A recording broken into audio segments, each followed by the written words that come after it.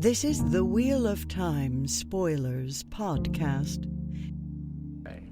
So today we're talking about Chapter 25, Like Lightning and Rain, and our symbol is the Lion of Andor. Because everyone's favorite character is about to show up, right? Elaine? I mean, clearly Morghese. Oh, I thought you were talking about Elida. That would be amazing if Elida just started using the Lion of Andor. Or is it Gareth Bryn? One of those characters. I don't know. Yeah. Definitely not everyone's least favorite character. No, definitely not, because otherwise they would turn off this podcast right now if they knew that Gawyn. I mean, don't say his if name. they knew someone was in the end of this You're not chapter. supposed to use his name. His attention is on you. He who shall not be hit with a stick. Unless you're Matt Cawthon. Unless you're Matt Cawthon, and then you can hit him with a stick all day. What's with the Like Lightning and Rain? It's from Gawyn's speech. Oh, for some reason I just glazed over when Gawyn was speaking. Right. Well, I mean that's typical. So here's the thing about this chapter, and I'll get to this when we get to the Gawyn stuff. But yeah, it's after she's telling him that he's in love with her, and he's like, "Why don't you believe me?" And he says, when you wish for so long that you could hear something, and then suddenly with no warning you do, it is like a lightning strike and rain on parched ground at the same time. You're stunned, but you cannot hear enough. Gotcha. And so I just have to say, this is my thing about this chapter. Okay, Okay, so I started reading The Wheel of Time when as a teenager in 1995. So Lord of Chaos was the most recent book out. Crown of Swords didn't come out till the following year, and so that was also my experience. Yes, 95. Right? Yeah, you and I were reading same time. And at the time, being a teenager, I was in love with the Egwene Gawyn romance. This chapter may be the single most reread chapter, or at least that section of the chapter, that I have, and it is something I'm pretty embarrassed about, and now I'm sort of inspired to find a better chapter and read it like 20 times so I can say that it's no longer the case. But I definitely have things to say about it, because I can very much recall what 15-year-old Talyre thought of this chapter and why she reread it over and over and over again versus what several decades older Talyre thinks of this chapter and this relationship. And so that's why I wanted to do this chapter, is because I knew exactly what Like Lightning and Rain referred to, because I have reread that speech so many times. So we'll get to it. Love the image of you trying to hide Lord of Chaos behind your back, dropping it, and it flopping open to that page, because that's where you've broken the spine of the book so many times. This is definitely at least my third copy of Lord of Chaos. The one I'm reading right now, I still have my second copy, and the binding is broken because it's the paperbacks. And I had a Lord of Chaos before that was in 4 or 5 pieces. So that one was the one that definitely flopped open to this chapter. Lord of Chaos was the one that broke. I feel like Yes. almost everybody had Lord of Chaos in 2 or 3 pieces, because they were still using the thicker paper, which they switched to a thinner paper on the next book, and so the binding was just too big, and it was more pages than any of the other books. Right. And so the original printings of this book were just notorious for falling apart. I am still looking for a hardback copy of Lord of Chaos. It is one of 2 of the books in the series that I don't own in hardback, and that way I would stop destroying these paperbacks. No, it's okay. I'll track one now. All right. For some reason, when Cawinda came to wake her in the gray before dawn, Egwene felt refreshed despite her dreams. Refreshed and ready to see what she could learn in the city. One long yawn and stretch, and she was on her feet, humming as she washed and dressed hurriedly, hardly taking the time to brush her hair properly. She would have hurried away from the tents without wasting time on breakfast, but Sorelia saw her, and that put an abrupt end to that notion, which turned out to be just as well. You should not have... Let's see if we go with the voice. See, Amis... Just go with the feminine one. You should not have left the sweat tent so soon, Amis told her, taking a bowl of porridge and dried fruit from Rodera. Close to 24 wise ones had crowded into Amis's tent, and Rodera, Cawinda, and white-robed man named Dolaine, another Shido, were scurrying to serve them all. Rourke had much to say about your sisters. Perhaps you can add more. this is like an odd thing that I noticed, but she says she hardly taking the time to brush her hair properly. And I'm just thinking about the Egwene who was so excited to finally put her hair in braids. And then the Egwene who was so decided that to show that she was no longer tied to the village, started wearing her hair down again, right? And now she's like, I don't care about my hair. Like, her hair was such a identifying point for her character. And now it's like, who cares? I kind of think of it as like back in the day when you ever play sports and you have to get up at like 5 a.m. to go run. Like, yeah, you'd never care about your hair. Like, she's out running with the Aiel. They run her so hard that hair is an insignificant detail at this point. Yeah, I mean, at this point, Egwene has basically, become Aiel in some ways, right? In many ways, she's still a part, and that happens later in the chapter where, she figures out the Aiel can't abide spying, and what does she do but go spy? So she's never completely Aiel, but she's definitely completed her apprenticeship. In the end of the previous chapter, Cerelia basically says that she's as good as a maiden, as sound as a maiden, I think she says. Right. And which is a rare compliment from. Right. I think that's, and in this chapter we're about to see, they value her insight. Like, they definitely treat her as a wise one at this point and not just an apprentice. They value her counsel. They value what she has to, what her knowledge level is. And her loyalty right now is still very much to the Aiel and to Rand. She's not about to go spy on the Tower Aes Sedai, because she's trying to help one faction of Aes Sedai against another, or she's trying to put the tower back together, which becomes her motivation. Right now, she's interested in, what are they here to do to Rand? And it's really interesting when you think about in the last battle when Egwene is in opposition to Rand in the first part of that book. And, the reason why that Moiraine is needed, right, is to bring the two of them together. Whereas here, Egwene is violating, doing things that she knows the Aiel won't be happy for her to be doing in order to help Rand. She's also very just self-motivated there. Like, she wants to know. Yeah, that's true. Like, yes, she's doing it to help Rand, but she's also doing it to help herself. Yeah, I mean, Egwene is, in some ways, would have made a good Brown. The Gawyn to me is always the one Aes Sedai who would have fit into every single Ajah. Like, she's an excellent, like, that's the one thing, that's why she is the perfect Armelin, right? She is of all Ajahs and none, and I think that's one of the reasons that I love arguing that when people are like, she could totally be in brown, I'm like, yeah. She could totally be in white, yeah. She could, like, all of these, there's a lot of arguments for why she could be in the different Ajahs, and I dare you to tell me that there's an Ajah she couldn't have fit into and been recruited into. I don't think she would have made, well, I was about to say I don't think she would have made a good Grey, but then I'm thinking about what the work that she did in the Tower when she was a fake novice again. Yep. But I don't know. I mean, the thing is that there she was coming from a position of weakness, whereas the Greys are often negotiating as neutral parties.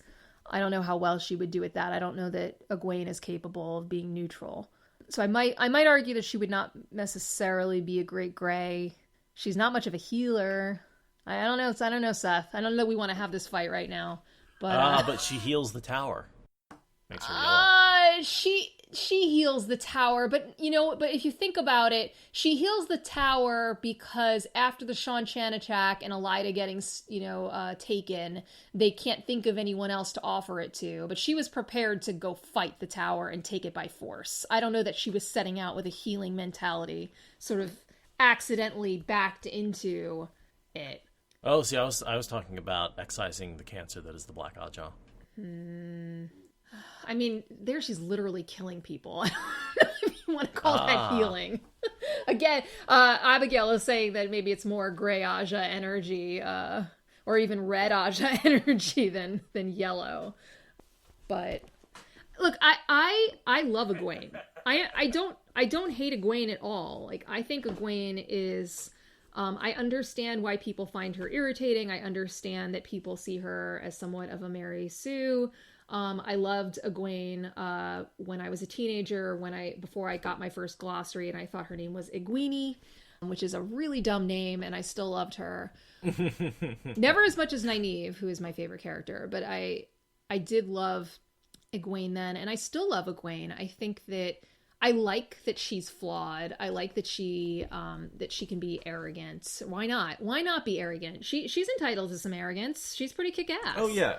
No, this is my whole problem. It's like every one of the male characters is arrogant, and people give Egwene shit for being arrogant. It's like, dude, Rand arrogant as fuck. Yeah. Perrin kind of, like, he's got a selfish arrogance of like, okay, all of you come with me to rescue my wife. Right. Like, excuse me, like, what about everybody else's wife? Like, what about their husbands that you're putting in danger for this? Like, you know, Matt's like, I can win anything. Like, they're all arrogant as fuck, and they all take power for themselves. And Egwene's the only one who's punished for it. Egwene and Nynaeve, but yeah. And Elaine, right? So yeah, there's definitely some interesting things to unpack there. The women do tend to get, do tend to be admonished, disliked for traits that are similar to ones in the men that people don't mind or celebrate. Right. And that's always, because I get these messages all the time, and like, yeah, I'm not trying to complain, but come on, folks, give me something else besides, hey, does anyone else here hate Egwene? Right. Now, if the notes are about how people hate Gawyn, that's fine. That's fine. Yeah, well, obviously, like, he's written to be hateable. Yeah. So I really do like the way that Egwene in this part of the chapter is trying not to lie, right? So she gives this account of the two Aes Sedai that she knows, right? And she says, you know, that there are a good many. I'm afraid I only know two of them. There are a good many Aes Sedai after all, and I haven't been a full sister long enough to know many. Right? The haven't been a full sister long enough to know many. I think that counts as a lie, Egwene. Right? That does, yeah. But that's the lie, is that she's a sister. Right, but she's still trying to get some of that Aes Sedai language in there. Right? She doesn't tell them, for example, that she knows who Nisun and Serene are because they taught her as a novice. Well, and don't forget, they know that Aes Sedai, quote-unquote, can't lie. So if they catch her in a lie, that's going to, like, prove that she's not Aes Sedai. So she has to be really careful. I always think it's funny that the Black Ajah and the Supergirls have the same problem, which is they have to, like... Right. Be really careful. Be really careful. Even though they can lie, they have to be really careful not to. Because then they'll be caught out in their subterfuge. Subterfuge. Yes, subterfuge. Right. And what's interesting is later on, Egwene really internalizes the desire not to lie as something that makes her Aes Sedai. Whereas here, it's, I don't want to get caught by the Aiel, and I want to be kind of more true to the Aiel, who don't abide lying either. And that does sort of shift over time. And I would not say she's full Aes Sedai at this point. She's full Aiel, but she is still an apprentice, an accepted, right, in the White Tower. She hasn't sort of gone through that fire of, you know, that first raising where she's like, oh my god, what's going on, versus the second one where she's like, yeah, raise me as Amerlin. Anyway, moving on. Right. You know, like, that evolution between her two raisings shows her evolution from, you know, accepted to Amerlin seat and Aes Sedai. I do want to note, there's a few mentions in this chapter about Egwene's porridge keeps coming up, which is funny because you and I were talking about oatmeal earlier. Oh, right. Yeah, that's right. Egwene has dried plum and sweet berries in hers now, although I think later there's pears in it. And this is, you know, Robert Jordan also appreciates a lot of food steel discussion, and a good steel cutout. I mean, what these characters would do with pressure cooker or a slow cooker. You know, it makes me wonder, do they have pressure cookers back in the day? They're not that complicated. I mean, all it takes is a sealed pot and, you know, a pressure release valve, which is just a spring. Yeah, probably some version of it. Yeah, or just something, like, I feel like they do that thing where you take a pot and you put rocks on the lid, and then you have a certain amount of weight on the lid, and that creates a certain amount of pressure. Yeah. And then if it's more than that, it would, like, burp. Yeah, there's not enough, like, we get a lot of food, but we don't get a lot of cooking. Like, if you think about even in the kitchens in the White Tower, it's a lot more about all the cleaning that has to be done. And the stirring. That's like his, Jordan's idea of cooking is, like, stir the soup, stir it so it doesn't burn. Like, yeah. Mostly standing around making sure nothing... Right. You know, I guess they probably, you know, I imagine that in big kitchens like that, they make a lot of just stews, right? Like, throw this in the pot and cook it slow and long until... And then everybody comes by and gets a spoonful, that and some bread, and that's a great meal. Yeah. We get a quick rundown of the seals, really. Here I wanted to go over. So she knows of 3 seals that are broken. Rand had 2 hidden, and Nynaeve and Elaine took one into Henshiko and carried it to Saladar. That one is broken as well. Right. Are That the two rope on the hidden? way. Are those hidden in Ruidian? I think so. He hid them with the statue. Right, with the access keys. So I think he may have carved out a hole in a wall in a palace, maybe in Cairhien. Right. I don't know exactly where they are right now because he moves them around a couple of times, Right. and we don't find out about it until later. So it's one of those things where like, And then I love here where it says that, you know, the seal went to Saladar, but Elida had no way of knowing about those, unless perhaps she had spies in Saladar. No, that was speculation for another time, useless now. It's like, yeah, she does, Egwene. yep, one of the Saladar Six is a spy for her. So yep. And you know, another is Black Ajah, who could tell the Keeper. So, but No such thing as secrets.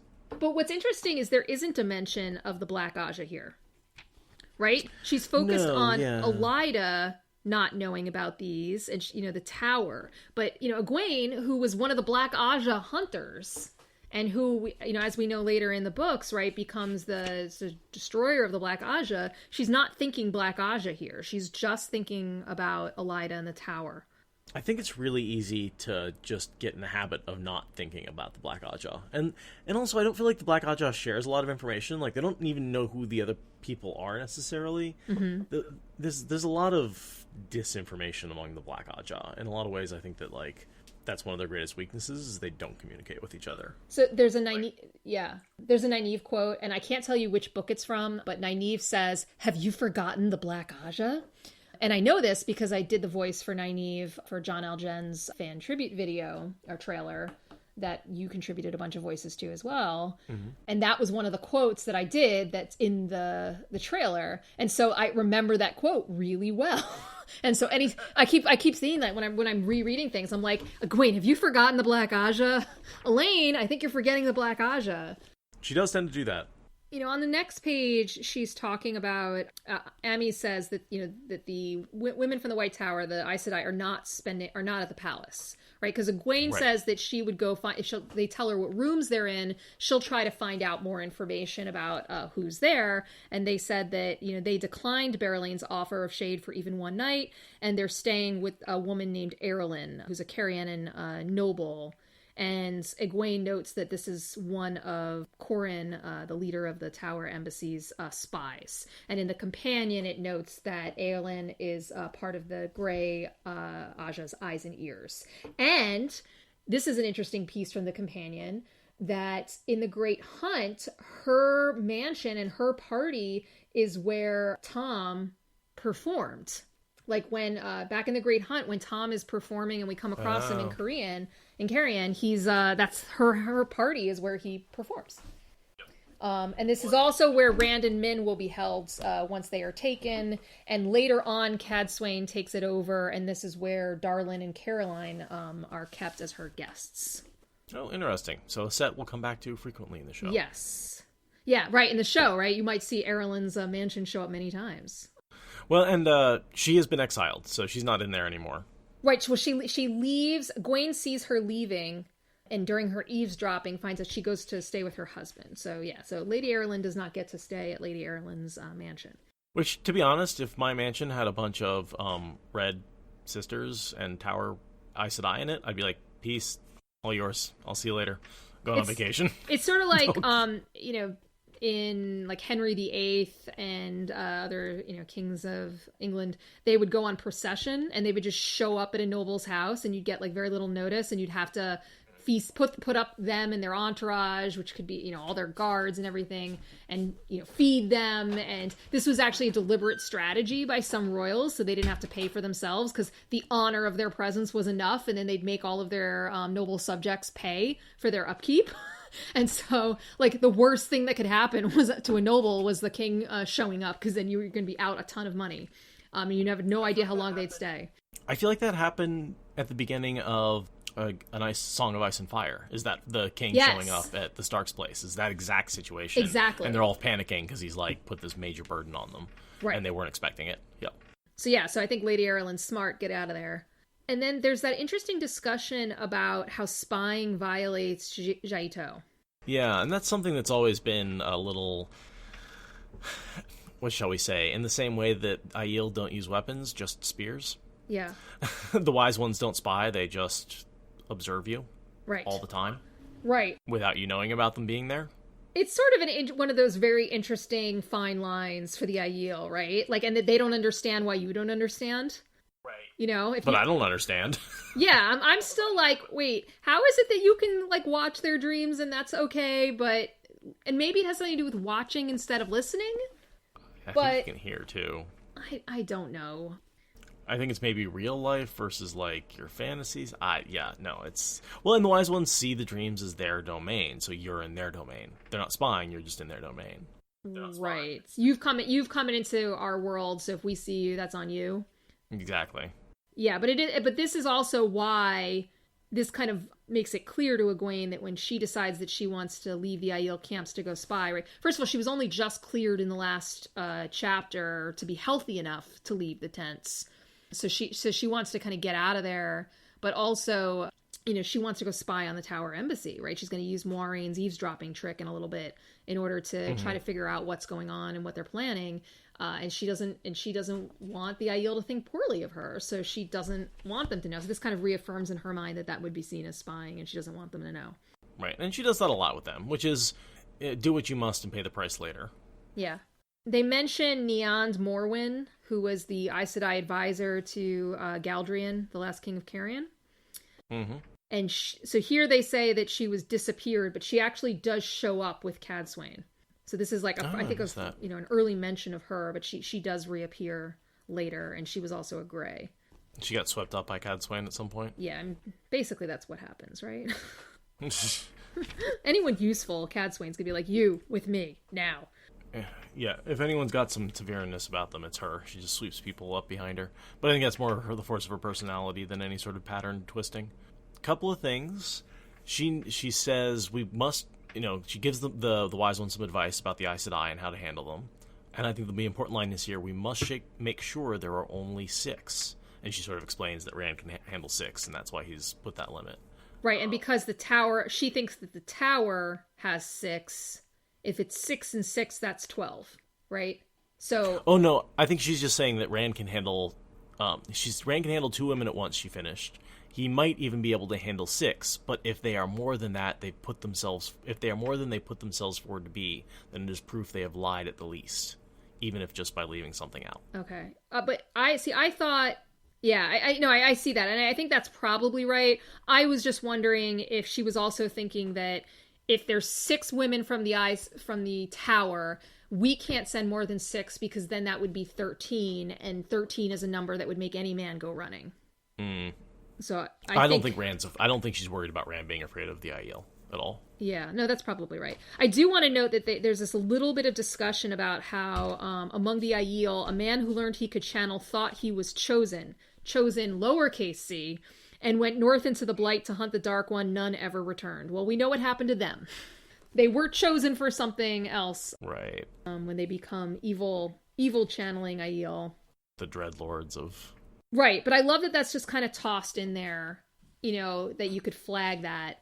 And then later this is one of the things that I love most about Robert Jordan. I think the thing that made me fall in love with the series, and what I often tell people when they ask me about the series, is that in the first book, Rand gets up on the garden wall to watch the parade of a man going by in a cage, and he sees the man in the cage laugh. And 6 books later, we find out why that man laughed. Right, because in this book, Logain talks about that moment and how he can see Tavyren. He has that talent to see Tavyren. Right. And he sees Rand, and he knew that man would cause more trouble than he ever could, and he couldn't help but laugh. And I was like, what kind of book series sets up a moment like that and then lets you know it? And it doesn't make a big deal about it, but just gives you those kinds of sort of Easter eggs to follow. And I think that's the reason why this series has stayed with me for so many years, whereas other series that I still enjoyed very much, I just, they're just not as special. Yeah, no, the fact that we can still be reading it this many years later, still be going into details and still finding new things, just astounds me every time I sit down in front of this microphone. Yeah, and I mean, this is what brought me to the podcast was I was kind of sick of political podcasts, which is what I'd been listening to. Really? Yeah. This is years ago, right? This is sure. I started listening to the podcast in October of 2018. It must have been. So it was literally the week after SpoilerCon 1. You guys were all talking in the Discord about SpoilerCon and how great it was. I think I'd been listening to the podcast for maybe a month by then. And then I joined the Discord in October. For me, it was very much my roommate of 9 years was about to move out, and politics was not making me very happy.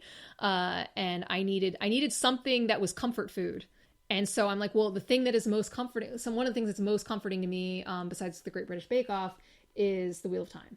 And so I was like, I wonder if there's any Wheel of Time podcasts. And so I searched and I found the Watch Spoilers, and it was just so what I needed to be able to just dip back into the comfort of that world. But what I loved about the podcast was the way that you and Patrick and your guests would say things about the books that, even though I've reread them so many times, and talked about them many times with my brother, who's also a big Wheel of Time fan, that just insights I'd never had, things I'd never thought of. And I love that. I love the rediscovery of it.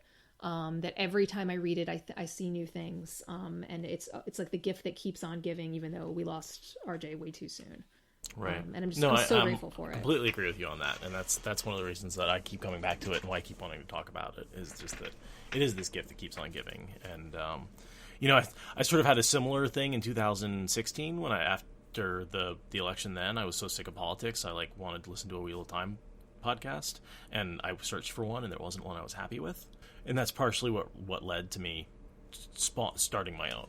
And there's a lot of other things involved as well. But I pretty much that thought process and that Google happened to me as well, just 2 years earlier.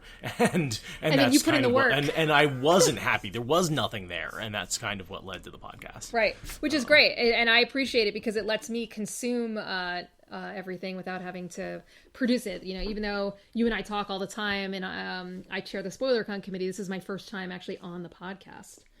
Except to talk about SpoilerCon. Yeah, well, I wanted to keep the editing down to a reasonable amount. Hey, so hey. Are you calling me verbose? My goodness. It's like you read my emails. No, trust me, I don't. No, the listeners don't know. I mean, I put Seth, I am not, brevity is not my strong suit. Particularly in written communication, and poor Seth has to put up with long DMs on Discord or emails, and is just like, can I please get the TLDR, because it's just it's too much. And so I often have to do that. I have to give him the single bullet point of what I need him to do, and then the long explanation in case he needs a sleeping aid. I will say that the long explanations come in handy frequently much later. Yes. Oftentimes, they're great references for what's happened, and you document things so well that I'm like, oh, this is wonderful. I can just go back and read those. So I appreciate them. I just don't always read through the whole thing in detail at the time. Well, particularly because I'm on the East Coast and you're on the West Coast, and I'm a morning person and you're a night person. Yes. So I'm sending you these at 7 a.m. my time, which is particularly cruel of me. Yes, I'd like to point out just how cruel that 7 a.m. your time is 4 a.m. my time. I know. You're probably still up by then, though, so to be fair. No, I'm not Fate. Fate's still up then. I am midnight. I go to sleep at midnight, generally, between 11 and 12. I'm rarely up past midnight, just because, well, there's no reason to stay up past, but nothing good happens after midnight, really. So, yeah, usually, but that means I'm waking up, and I'm a good sleeper. I'm not one of those people who needs 6.5, 7 hours. I'm a 7.5, 8, 9 hour a night type person. That's physically what my body needs. I don't know why, I just am. So, I tend to wake up 8:30 to 9. So if you're messaging me at 7 your time, that's about 5 hours before I'm waking up. It's caused some problems until we kind of learn that. Yeah, whole conversations would happen, and I'd get up and be like, oh, what? But to be fair, I'm going to sleep I need an hour to catch up. Hold on.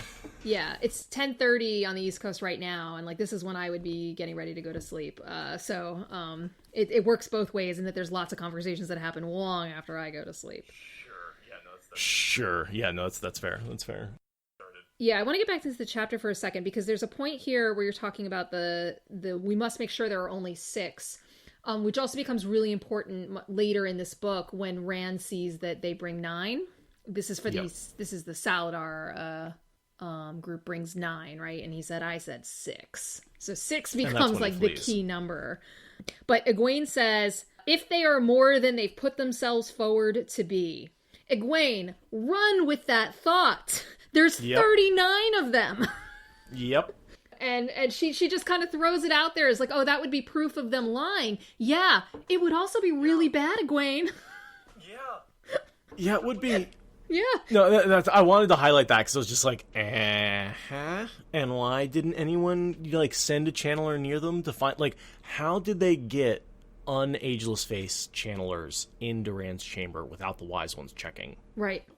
What the hell, Wise Ones? You dropped the ball on this one. Yeah, like, how are they just not sensing that they're women that can channel? Yeah. Like, that's... I mean, I get they can't get close enough if they're in the palace. Like, right. But when they do send out that one delegation to meet Rand, and that's the only time when there's more than 6, right, in the delegation. So, but, like, that they needed to be there safeguarding him when that delegation came in, right? Like, he should never have met with that delegation alone and with just men. Yeah, never. But by that point, I mean, Rand was already on his path of not trusting Aes Sedai, right? Which gets cemented by what happens at Doomai Wells. But he's mistrustful, and he's starting to grow arrogant in his own abilities, right? And so he doesn't think that he needs Aes Sedai to help him. And that is something that he has to learn, right? That he does need help. And that it's okay to accept it. Mm-hmm. So you want to skip to the eavesdropping stuff? This is the only time I actually think we see Gawyn use Moiraine's eavesdropping tactic. Yeah, I think so, because she does a lot more of her eavesdropping in Tel'aran'rhiod. Right, right. Where she can just make herself somebody else, right? So it's a lot easier to look like she doesn't look like she belongs. Whereas here, with Moiraine's trick, it seems like the voices are heard out loud. Yeah, it's right? like they're coming from the stone. Like the stone's a little speaker. It's kind of what I always imagined. Yeah. Yeah, and so that causes problems because you've got like everyone thinks Egwene is an Aiel woman because of the way she's dressed, and so you've got like these weird voices coming from her. And so oh, you never. Right. Oh, you never did. The maids. Oh, you never. My God, that's one of my favorite, again, Kate Redding voices for those maids. Yeah. That's just one of those things I can be, because sometimes I'll be listening to Wheel Time in the background, and she hits those lines in this chapter, and that always pulls me out whatever I'm doing and pulls me right back into the chapter, because she just does such a great voice for those maids. Yeah. No, she's amazing. So it says here, right, that she sees that first she sees that all the soldiers appear to be young, right? And we do know that those are the younglings that are there with Gawyn. Mm-hmm. And then she said women were channeling inside that building, and for her to feel it from down the street, for her to feel it so solidly, they were not handling small quantities of Sadar, and that she can't see the flows, so she doesn't know what they're channeling. And we know that channeling goes on, like they keep doing it. And we learn later, of course, why they're doing that. Right, they're covering up. They're basically channeling nothing, right? At the end of this chapter, we see them, they're just doing the accepted test weaves. Right? The novice exercises. The novice exercises. Because the whole point of those is just to make it look like they're using power, so that, and at some point we see the Aiel Wise Ones are like, well, whatever. It hasn't done anything bad. We don't care why they're channeling all this power, so that when they do take Rand prisoner, they can keep him shielded, and no one will question why they're using all that power to keep him shielded. It's really clever, right? First of all, it shows that kidnapping Rand was on the table from the very beginning. Oh, right? Absolutely. Because they have 39 women coming, and they're trickling in. They say later in this chapter, Belvane is here, and Moyen is about to show up. I don't remember her exact name, which are, the ageless, the women that don't have the agelessling look yet. So they already have tons of women coming in. That's planned. They have the guards on the outside, so they have their army to protect them as they head back. And they take advantage of the fact that Rand is known to be traveling.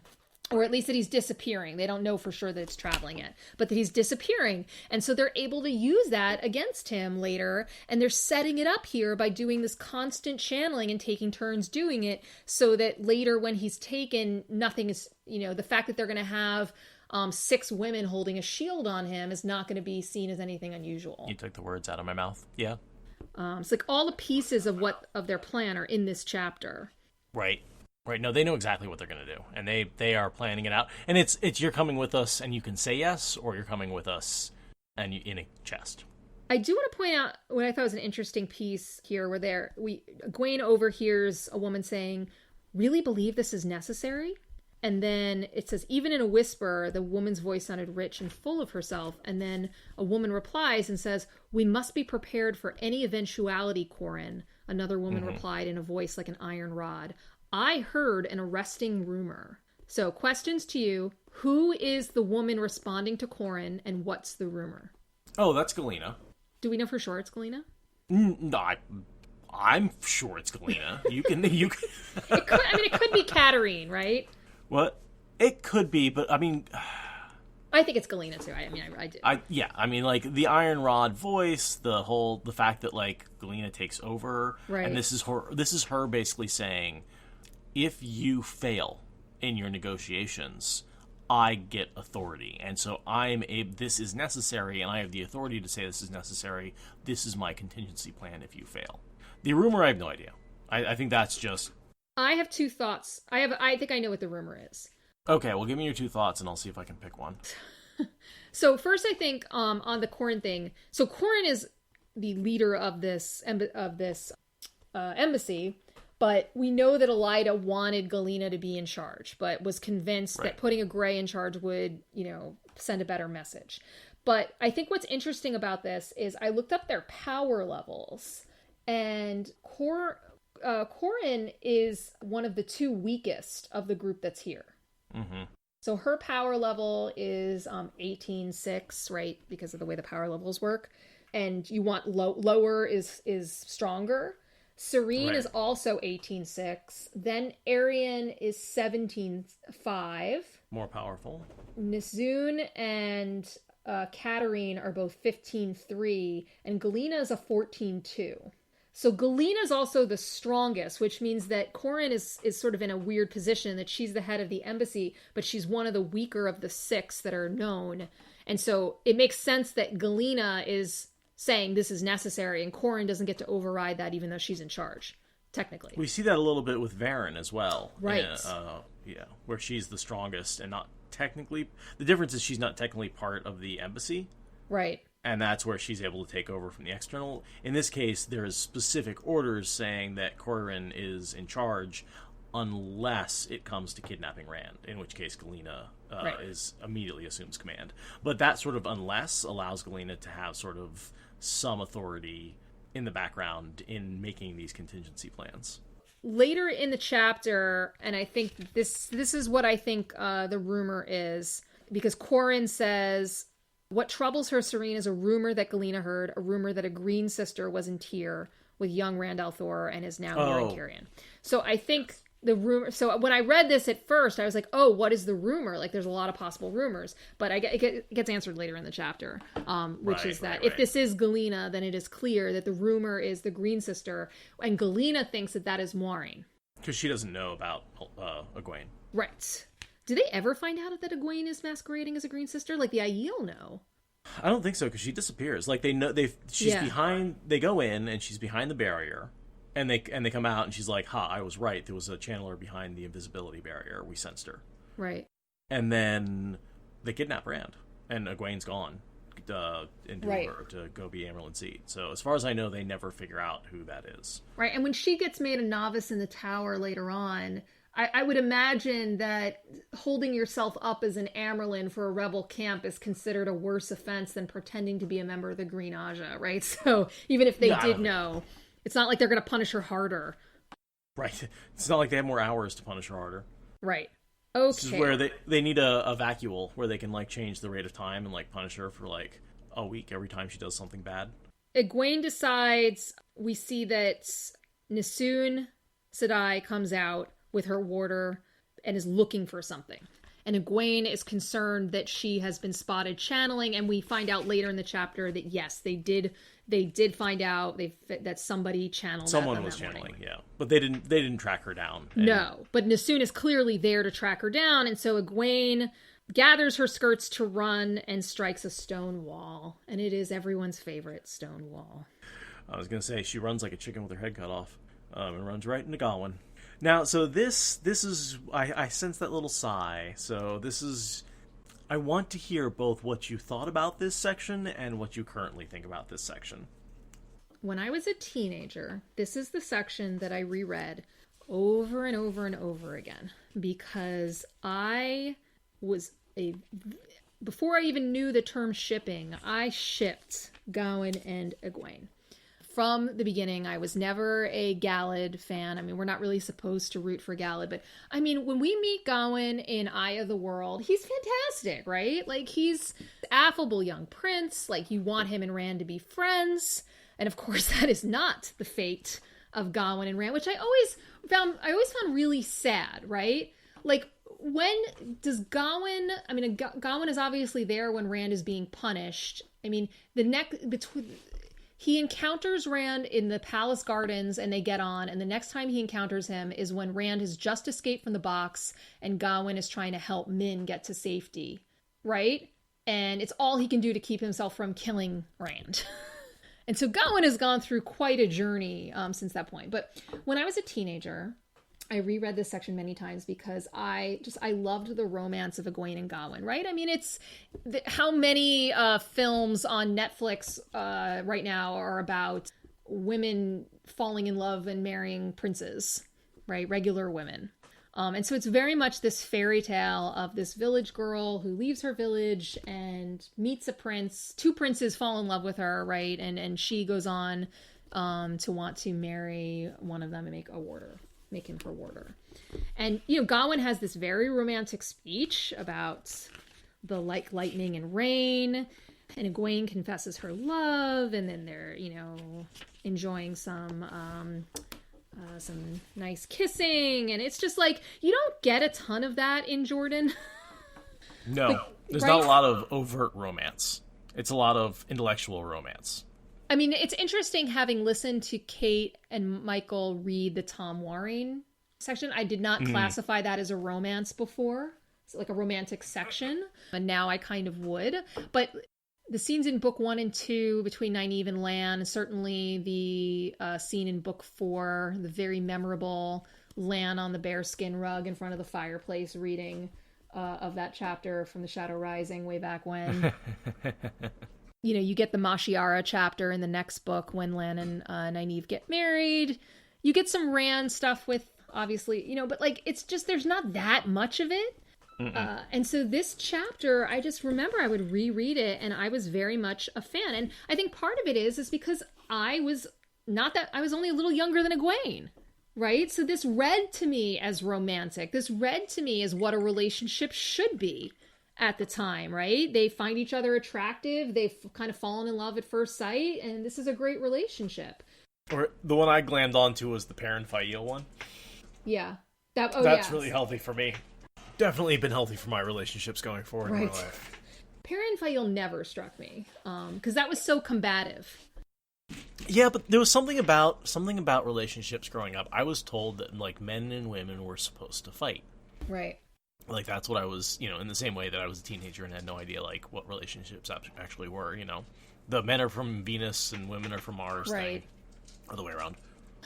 Yeah, I mean, I guess this just feels so easy, right? Like, there hasn't been any conflict between Egwene and Gawyn. They just both off-screen away from each other. There's no relationship there. Well, okay, so now you're getting into what adult Talyre thinks about this, right? Okay, so yes, that I will have probably, this whole, like, other stuff, I'm just like, okay, yeah.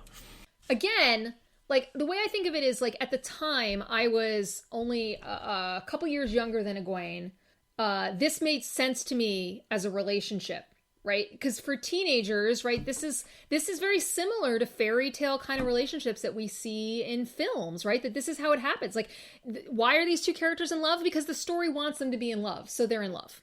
they're not built relationships. Like now I much more appreciate like Perrin and Fael because of they had to fight for each other. They had to fight to be together. Never mind that they have really poor communication styles with each other and need therapy, like couples therapy extensively. That boy needs therapy.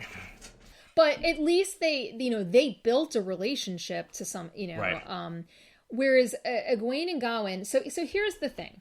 My take on this is divorce does not exist in the Wheel of Time world, but if Gawyn and Egwene had survived, they would have been the first Wheel of Time divorce. Okay?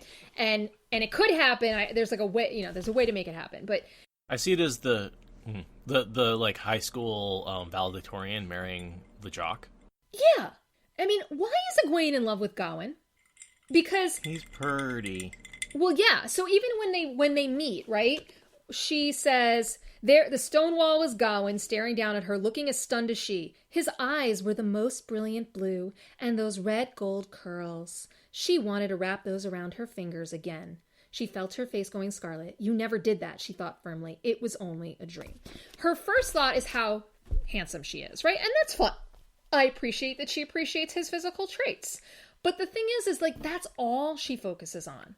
Even in the earlier chapters when she's having the dreams of Gawyn, or gets caught into his dreams, in the things that she wants from him are to, like, read her poetry.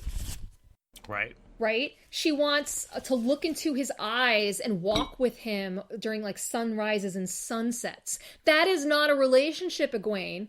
Looking into his pretty eyes and mussing his hair and having him read poetry to you is not a relationship. Like what she appreciates about him right now is entirely his physical traits and his imaginary ones. Because guess what? He's not reading you poetry. I guess they do go for walks in town, but it's also... it's to avoid eyes of people, like, seeing them. Right. But the other reason that she's in love with Gawyn is because he's her first sexual experience. I think it is really clear from the subtext of that chapter where she gets drawn into Gawyn's dream that they have sex. Oh, sure. Yeah. Yeah. In the dream, definitely. Right, because she makes these comments about Berelane's dreams, and she's like, and what Berelane does, and she's like, well, that was just a dream, right? So it's really clear that that was her first sexual experience. So it's understandable that she would mistake that for love. But there is no reason why Egwene should suddenly be in love with Gawyn. She has not seen him since, the Great Hunt? I'd like to add one more argument. Yeah. Familial pressure. Yeah, that's true. Elaine is like, oh, wouldn't it be wonderful if my best friend married my brother? Or the brother that I like? Yeah, the brother I like. Like, she has pressured Egwene and been like, come on, like, check. And, blind dates work. There's a reason why someone setting you up with somebody works. It's like, hey, you two would work together. I know you. And, like, like that is, and especially when this person's your best friend and, like, is really says, like, listen, I know you think my two brothers are hot, but you definitely don't want to deal with the obnoxious rule-following one. But Egwene and Gawyn haven't been on a date. No. Right? They've spent no time together as a couple at all. They've spent no time together, period, just the two of them until she's telling him that she's in love with him. Like, no wonder he doesn't believe her at first. No wonder he thinks it's a dream. And what I honestly think happens is if you go back to that chapter where Egwene gets drawn into the dream and there's like two Egwenes, and she says that then there was one Egwene, right? Like that basically she loses the battle and then there's one Egwene, and that Egwene like happily twines her arms around Gawyn's neck. I think that Egwene takes over our Egwene. Until that moment, Egwene did not love Gawyn. But the dream Egwene in Gawyn's dream did love him.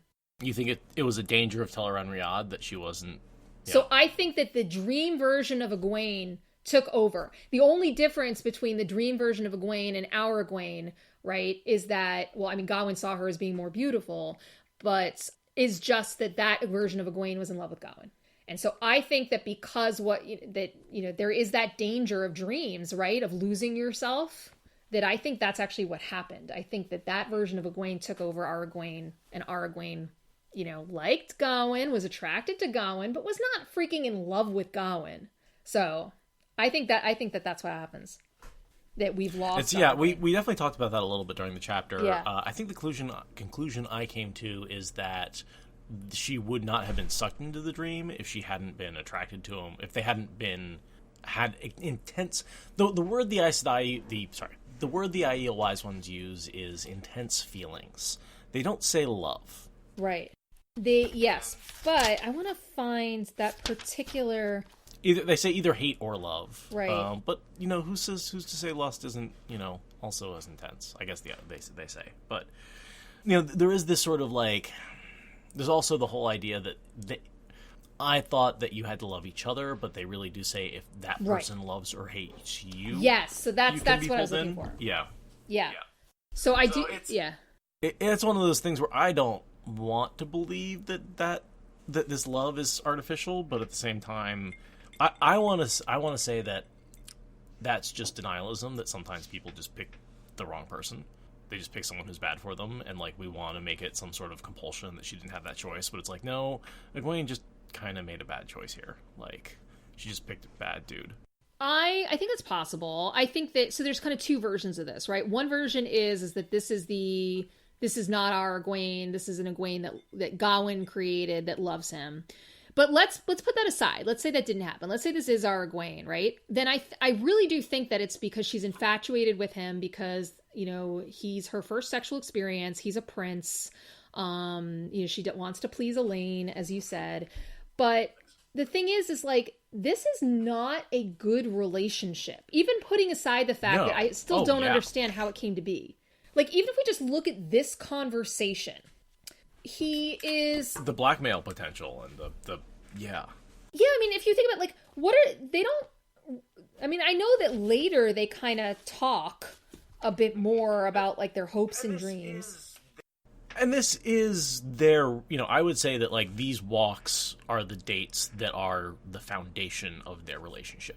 Yeah. Up to this point, they have infatuation with each other. After this point, they have a basis for a relationship. Except they've already decided that they're in love with each other. I know, and that is one of the... I think if I had any criticism of Robert Jordan, it was that he has a lot of that. Two people deciding they love each other and then getting to know each other. Right. But at the same time, how much of that is like, okay, this is a bit of a medieval world. It's not like you get a lot of chances. But look at Morgase and Talyre. Right? Yeah. And there you have Talyre has been in love with Morgase for a long time, but you also get the sense that, like, Talyre has been around Morgase a lot, right? But Morgase does not allow herself to love Talyre or fall in love with Talyre for a long time, right? There's a lot, so I think it's not that he's incapable of writing. And before they flee the palace, she's not even aware of him. Right. She doesn't even know he exists. And then he's young Talyre for a while, but like I just want to like talk about some of the things. And that's partially because she really does like him and doesn't want to admit it, so she calls him young to right put him off and to basically say, oh, I can't date him, he's too young. And like she's reminding her every time she says young Talyre, that's what she's saying is he's too young for me. Right.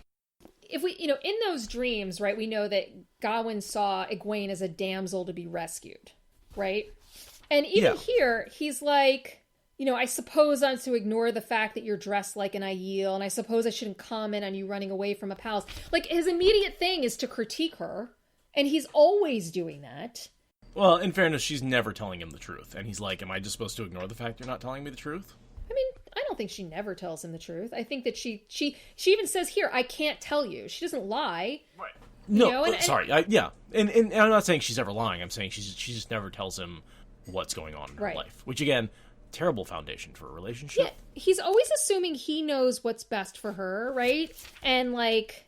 Listen, let me explain to you exactly what he thinks, okay? I mean, he tries to get her to abandon everything, and I get it, he thinks it's because she's worried about what the Aes Sedai were up to, right? But like, if he got his way, right? If they go to his estate in Whitebridge and like run his vineyard for a while, like, that would destroy the world, so good job there, Gawyn. Well, and it's Gawyn's biggest flaw is never believing that Egwene has the power to be who she is. And never believing her. Now, I mean, granted, Egwene could give him more that, than that, he didn't kill your mother, right? Like Egwene could say, well, I mean, I was there when Rand found out that your mother was dead, and he was clearly surprised and, didn't do it. And also, by the way, there was a Forsaken there. Maybe the Forsaken killed Morghese, right? She doesn't like give key information to Gawyn, but I really don't like that he doesn't believe her when she says, no, he didn't. And he's like, well, can you swear it? Were you there when she died? It's on every tongue. And let's talk about Gawyn's need for some basic information literacy. Well, and let's talk about just how much he's being a hypocrite here, because when we first meet him, he says, well, I don't believe rumors. Rumors aren't valid. Rumors don't hold good information. Like, how, because he, I can't remember the exact quote, but or who he's criticizing, but it's, there's some real early things where he's like, no one should believe rumors, and now you got this? Like, Gawyn, you are just the most hypocritical asshole when you do this kind of stuff. Well, I think, so Gawyn himself as a character, I mean, he's an interesting character, and he was actually one of my favorite characters when I was a teenager. I mean, up until... God, I can't even tell you, probably until he leaves the younglings the way he leaves them. Yeah. I liked him a lot. Yeah. But there was some, and maybe some stuff, maybe a little before that, he was starting to get on my nerves, and come on. But the way he walked away from them, just to quote-unquote save Egwene. This is the thing, I mean, he's very self-righteous, but I think what gets me in this chapter... this is the first time they're meeting since they were at the tower together in earlier days. And just the way in which this chapter sets up so many of the problems in their relationship, where Egwene is not giving Gawyn key information that might help Gawyn engage in some critical thinking. And also that Gawyn believes what he wants to believe, which is interesting because in a couple of pages, that's a charge that's laid at Galena's feet, right? That, Galena just is going to... So Serene says about Galena that she was too hard for logic. She believed what she believed, whatever the evidence. And the difference in this chapter is that Gawyn believes what he believes without the evidence, and Gawyn is wrong. But Galena's actually right in that Moiraine is alive. It's not... Well, she's sure, not the green. But it's not the one, she's wrong in that is not Moiraine, though. That's hanging out. It's not the green, I mean, and she's going to believe that no matter what. But when Galena's doing slightly better than you, then you should really question your life choices. Hey, even a broken clock is wrong twice. It's like Omirna's assertion that the armies of Arthur Hawkwing are actually back to take over the continent. It's like, okay, yeah, that's as crazy as all your other theories. That one's actually right. Doesn't mean that the rest of his theories are any more sane. It just means that he happened to hit on one that was crazy enough to fall within his bailiwick. What's that word? Bailiwick? No. Balwork? No.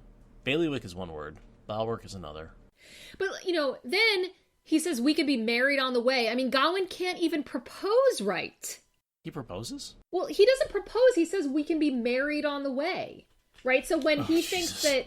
When he thinks that she is going to, so he says, I will give over everything, betray everything for you. Come away with me, Egwene. We will both leave it all behind. I have a small estate south of Whitebridge with a vineyard and a village, so far into the country that the sun rises 2 days late. The world will hardly touch us there. We can be married on the way. Oh, isn't that romantic for you? No, it isn't. Come on, Gawyn. He can't... You'd think that he had courses in how to properly propose, and that just gets kind of glossed over. But he's just this assumption that they can now be married. Oh, when I was Super Skylake is asking if this was romantic to me at 15. 100% it was romantic at 15. Well, and this is him being like, hey, if I give up everything in my life for you, we're gonna get married. Right. If we give up everything and go to this little state and lose everything, yeah, of course, that's as much of a life commitment as getting married. So right. And if she says yes here, does that fulfill that prophecy of Gawyn dying old in his bed? Oh, I don't freaking know. So I think doesn't Min have those two viewings? I'm thinking it's Min. Yeah, there's two different sets of two viewings. Right. Min has one, and but Egwene also has a dream where she's trying to force him to turn one way or another. Right. And that's actually a multi-layered dream. So there's like 3 different quotes about Gawyn possibly doing one thing or the other, because there's 2 different dreams and a min viewing. So that's why actually we end up talking, if you go to the SpoilerCon thing, about half of the Die on Min's Hill is about Gawyn and the various possibilities there. And part of the complication is just that, like, there's so many options, because there's kind of both options kind of work, because it's like either he's going to kill her or he's gonna be her warder, but she dies, but then he's both. Like, he becomes her warder and she dies, and he kind of kills her. So it's like this whole thing of like, you gave me an either or prophecy, but both halves kind of came true, so what do you want me to do with that, right? Like, I was just wondering, like, if she had said yes here, if that would have fulfilled the dying old in his bed. I didn't think that was an option for him, to be perfectly honest. Yeah, it was. Like, he either, like, dies young in battle or dies old in bed, but I can't. Oh, yeah, maybe. There are a couple other things here that I wanted to mention. So she makes him promise that he will not raise a hand against Rand until she can prove that he didn't. And I'm just like, I hate this idea that Egwene has to find proof that Rand didn't do it, and that Gawyn just can't take her word over the word of random strangers on the street, when he knows that he should know how rumors in cities work. Not to mention, proving a negative is really hard. Yeah, but it becomes important in Dumai's Wells because Gawyn knows that Rand is there and being held prisoner and being beaten, but he decides that his vow does not require him to help Rand, just not hurt him directly. And he was worried about whether Egwene will buy that. And I don't think Egwene ever finds out his role there. But I'm going to tell you something. Egwene would probably not be okay with that interpretation, Gawyn.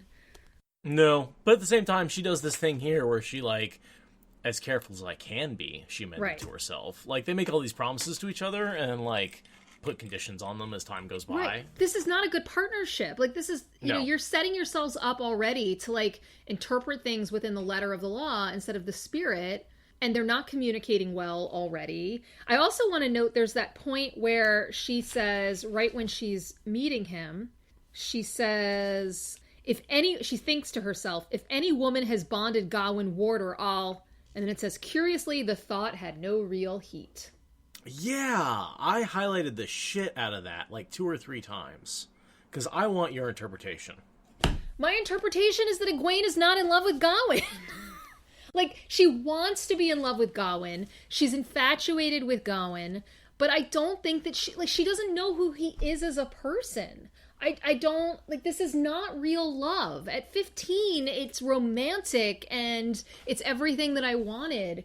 But looking at this with the eyes of an adult who understands a lot more about what a real relationship is, this is not the grounds for a good relationship. So, did you get to be an adult when you're 39 or when you're 40? Because I decline to answer that question. It hasn't happened yet. Yeah, no, I completely agree with all that. Like, I have to wonder, do you think if she'd sworn the oaths on the rod, she could tell Gawyn she loves him? Do you think she's convinced enough herself that she could? Yeah, I think she believes that she loves him, because I think that what you think love is at that age is a different thing. But I'm going to tell you that when Egwene gets to be 39 or 40, if she lived that long, she's divorcing Gawyn. Right, in the long term, right? And there's so many ways in which the barriers to their relationship are not external. Right, with Perrin and Fael, like, once they get over their initial, you know, Mr. Darcy, Elizabeth Bennet issues, right? Obviously there's the issue with Berylane, right? But a lot of their conflicts are externally driven in terms of driving wedges between them. Like being kidnapped for being kidnapped for several books. Whereas with Egwene and Gawyn, a lot of the conflict between them is very internally driven in terms of how they communicate with each other, how Gawyn grates at doing what Egwene says, and how they don't tell each other necessary information about their choices. Like, even, when Gawyn does the rings, right, when he takes the Shan Chan rings, right, which we know is a death sentence for him, and therefore is a death sentence for Egwene. Right. It's like, what? Like, when he put those on, I honestly, that is one of the things, like, a lot of people complain about Brando Sando and his writing of Matt, or his, there's a few other things he doesn't quite get right. But honestly, I think he really fucked Gawyn up. Like, I really do. Like, a lot of the hate, everyone's like, well, Gawyn's a really well-written character. I'm like, up until the end. But then there's a few choices he makes in the last bit that, honestly, to me, don't fit within his character. And putting on the rings that he's been told will kill him when he has no reason to do so. And just kind of the wanting to be a hero bit. Just wanting to be a hero thing. Like, I just, that motivation never sat right for me. That is one thing where I think... And that's where I think he gets a lot of the hate. Like, he makes this really dumb choice. And I don't think Brandon ever justified that to me well enough. Yeah. He just never justified, oh, I want to be a hero. Here, I'll put these on. Right. What? There was no immediate threat. There was no, I can see where he wanted to use them, and I can see where there could have been if, like, he was losing in the middle of the battle and he was bleeding and he bled onto them, so he activated them anyway, and then he put them on. Like, I could see a way to build that. I think Brandon failed in that particular storyline. Yeah, I hadn't thought about it that way, but I think that's right. And if you think about it, like, when do Egwene and Gawyn come together again after this book? Not for a long time. Not for a long, long time. It's not until she gets, quote-unquote, rescued from the White Tower by him, which is another terrible mistake that he makes. Right. And so if you think about it, there's a literal decade and a half between this chapter of the two of them together and the next chapter of the two of them together. So this is really the last time that I'm able to... A decade and a half and an author's death. Right. So, this is the last time that, like, you get this kind of romantic scene between them. And even if you think about it later, like, you don't really get any other real romance moments. Like, even their wedding happens off screen. And so it's kind of hard to tell what the authors want us to think about this relationship. Because I do think that there is some foreshadowing and setup for it. I still subscribe to the notion you've discussed before that originally Robert Jordan was thinking about Egwene being with Gawyn. And I think that would have been fascinating, because think about how the books would have gone if the Amyrlin seat was in love with the Lord Commander of the Children of the Light. Well, and here's a little bit that I'm pulling from the back of my head, which I don't have any direct evidence for, but I think is accurate.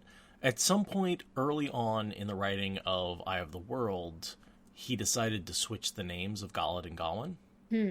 And Maria had to go through and make sure... I seem to remember this being a Maria story. Don't quote me on it. But I seem to remember Maria going through and trying to make sure, like, triple checking that they hadn't messed that up and named Galad Gawyn and Gawyn Galad.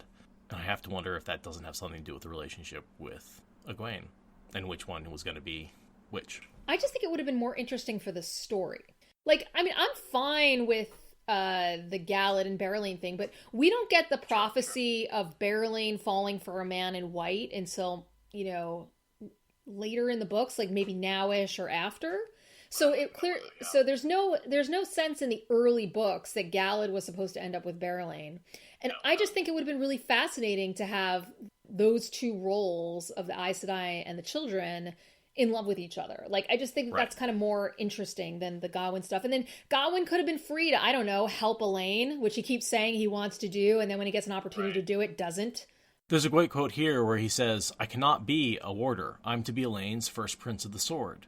And if Queen of Andor can be an Aes Sedai, a prince can be a warder. It's like, no, there actually is a conflict of fucking interest there. Like, he brings it up and you just blow it off like it's nothing. Like, think about even Morgase, who has this conflict with the White Tower, right? Because she goes and she can't find news on Elaine, right? Mm-hmm. Well, what would she have done if, what was his name? Not Androl.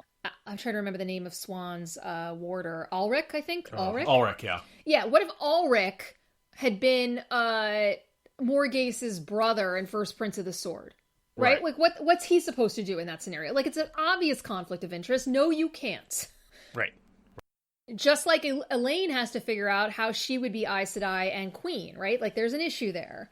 this is not a good relationship from the very start. This is not like a case of a relationship of people, growing apart where it worked. I think it is the case of a sort of very middle school style relationship where they're both infatuated with each other.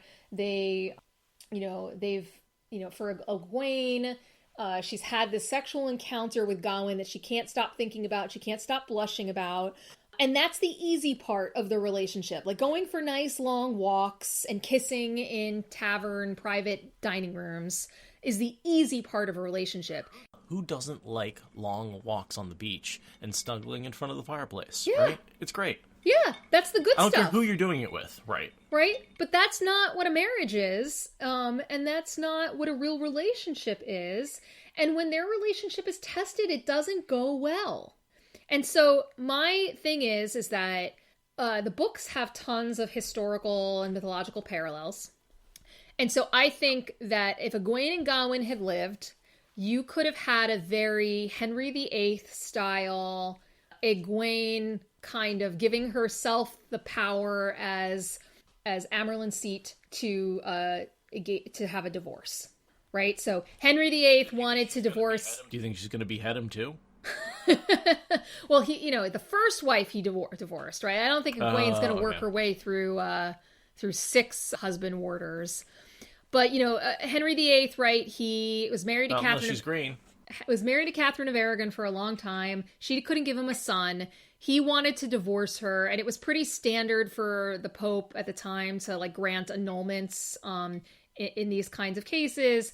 But there was the issue that the Holy Roman Emperor of the time was Catherine's nephew, and the Pope didn't want to piss him off, so he kind of drew it out for a long time until Henry, who was at this point enamored with Anne Boleyn, decided or was convinced to basically get his own annulments locally instead of from the Pope. So he makes one of his advisors, the Archbishop of Canterbury, who grants him a divorce and later makes himself the head of a new church, which was basically the same as Catholicism in most ways, except that the head of it was not the Pope, but the King of England, right? And that's how Protestantism started in England, is because Henry VIII wanted to get divorced. And so I could see, even though divorce is not something in the Wheel of Time, I think you've got this historical parallel where Egwene could... Now, are you sure that divorce is not a thing in the Wheel of Time? Do we see any divorces? Do we see any... I mean, maybe I'm wrong. I don't recall any evidence of divorce in the Wheel of Time. I want to say in Ebu Dar, the women can divorce men if they want to. Oh, maybe they can in Ebu Dar. That's a good question.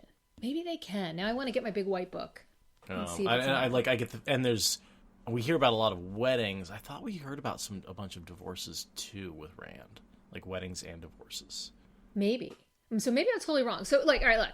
Either way, so if this is not the first divorce of the Wheel of Randland, then I think, great, even easier for Egwene. She and Gawyn definitely getting divorced. We don't have the sort of 50% rule here, 50% of marriages end in divorce that we see in the US. But I think that this marriage is not one to last. They might stay together for political reasons, but it's not a healthy relationship. And Gawyn really chafes. I think it's interesting for someone who was raised to always stand second to a woman he loved. He really chafes under Egwene's leadership. He really does. He wants to prove himself as his own man, his own hero, his own... They would have really benefited from the Nynaeve land style marriage ceremony, maybe. They would have benefited from, I don't know, cold shower. I really I'm not sure how else to help those two, seriously. And I do think there's a couple of signals in here that this is not a relationship that's actually meant to last the long term. Part one is the bit about the thought not having no real heat, that she's going to bond Gawyn Warder. Yeah, definitely. But then later in the chapter, when we're with the Tower Aes Sedai, we're in Serene's perspective, and she says, Serene had never married. It was illogical to believe two people could remain compatible for a lifetime. And I really think that those are, two signals about Egwene and Gawyn. Although, interestingly enough, according to the companion, Serene does get married. She marries her warder. Right. This is the whole thing. I think you're attributing that to something else, because she has she's the one who's writing poetry comparing her warder to a leopard or some sort of cat. And yeah, she has a huge affair with him right before the last battle. It's like, we're all going to die. Fuck it. you're like a leopard, take me. Right. Right. So no, I don't. And the whole thing about like marriages never last and that sort of thing is her lying to herself, being like, I'm not in love with my warder. No, I totally agree with that. I'm not in love with my warder. In the context of the chapter, that's what that's about. I'm just saying that I think that Robert Jordan is sending a couple of signals by putting these in the chapter that we are supposed to question whether this is a good relationship. I'm not questioning whether it's a good relationship. I know it's not. And I do want to pose, Seth, I was thinking, we did Varen on trial this year at SpoilerCon. What do you think about next year at SpoilerCon we do Divorce Court, Egwene and Gawyn? I'm not sure we can handle the vitriol that would come out of that. Oh, man. Well, let's let the listeners let us know on social media what they think of the idea of doing Egwene and Gawyn's Divorce Court Judge Judy style. If that's something that would be of interest. No promises. No promises. We don't know what SpoilerCon's going to look like next year at all. But it was just something that occurred to me that a little reality TV could be pretty funny. All right. So I think I've said my piece about Gawyn and Egwene. Everyone loves a good Gawyn bashing. We see Egwene seeing another Aes Sedai going into the house, and then she's sort of like, what are they up to? And then we sort of see what they're up to. Kind of. So they're trying to engender control of Carrion after, like, they clearly know that Rand is going to be leaving. Right, because they plan on kidnapping him. Right, and so they talk to the High Lord Malin. Mm-hmm. Who ends up being assassinated, I believe. By Colivare, who they also talk to. Colivare, Colivari. Right. And they they plan on talking to Ericombe and Barrelane. Or they've already talked to Barrelane, but they need more time with Barrelane. Because Barrelane's not a chump and she's not a pushover. And they're like, they realize she is more loyal to Rand, so they're not going to push her quite as much. And she does say later, she's like, oh, that explains why they tried to approach me. But this does start a lot of that political infighting that Rand has to deal with later. Yeah, and it leads to the deaths of the two High Lords that Colivare is competing with. Basically, they're talking to anyone who could be in contention for the throne when Rand is gone. And Colivare outplays them all and kills everybody who's not her. Right, but then she gets stripped of her titles and exiled and hangs herself. Oh, sure, yeah. Things don't end well for her either. Queen of Cairhien for a day, as they say. Yeah, she has the shortest reign in all of Cairhien in history. And that's that cool scene where Rand pulls the crown off her head and breaks it, and then like uses the power to reseal it back together. And it's like anything that is unmade can be remade, and then is like, get the fuck out. It's really satisfying. There are some really satisfying moments like that, where you're just like able to really root for your characters. And just going back to Egwene and Gawyn for a second, right? Like when I was 15, I was rooting for them. Mm-hmm. And now I just wish Egwene would run. Like, I'm so sorry that she ran into him. Like, just Egwene. Like, I know that Gawyn does end up saving her life. Yeah. But it's like, girl, don't get out of that car. Yeah, it's don't go walk into that dark closet. Like, don't walk into the forest. You don't want no scrubs, and like Gawyn's a scrub. He kind of is a scrub. Like, I know he's a prince, but personality-wise, he's a scrub. I mean, you're not going to get any pushback on the Gawyn hate. I know. I feel like it's like I do think that because I really did love him as a character, and because I love this relationship, like I'm in this fight with myself over it because I remember how many times I've read this chapter and loving that bit, and now I'm just like, ugh.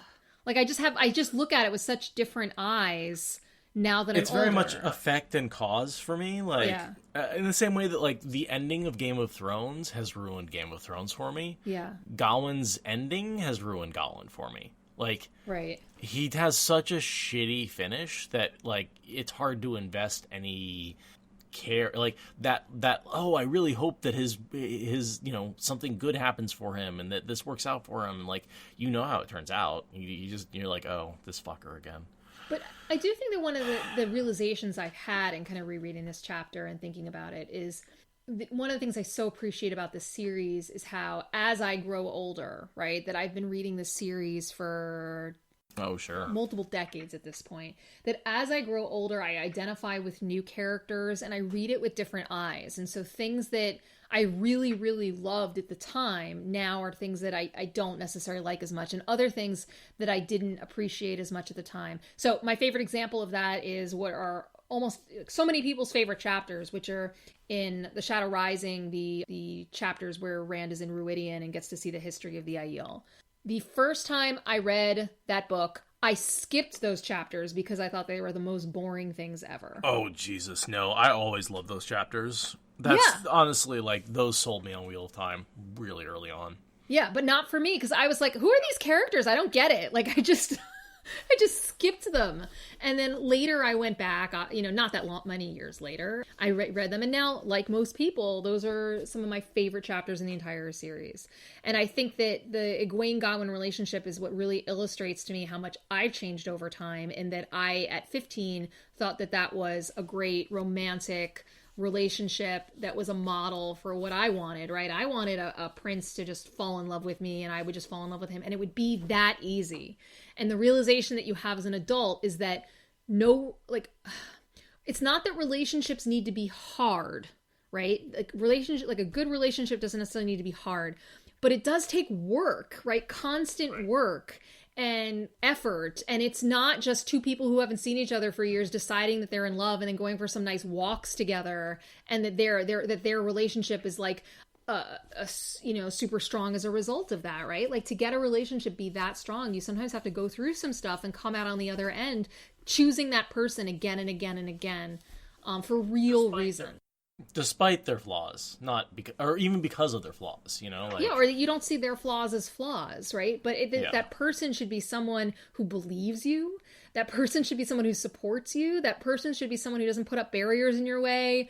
So I want to talk about, right, so this last bit in the chapter is when the Tower Aes Sedai are talking, and they're talking about the rumor about the green, and that Galena thinks that this is proof of Moiraine, particularly because they know about Moiraine having that eavesdropping trick.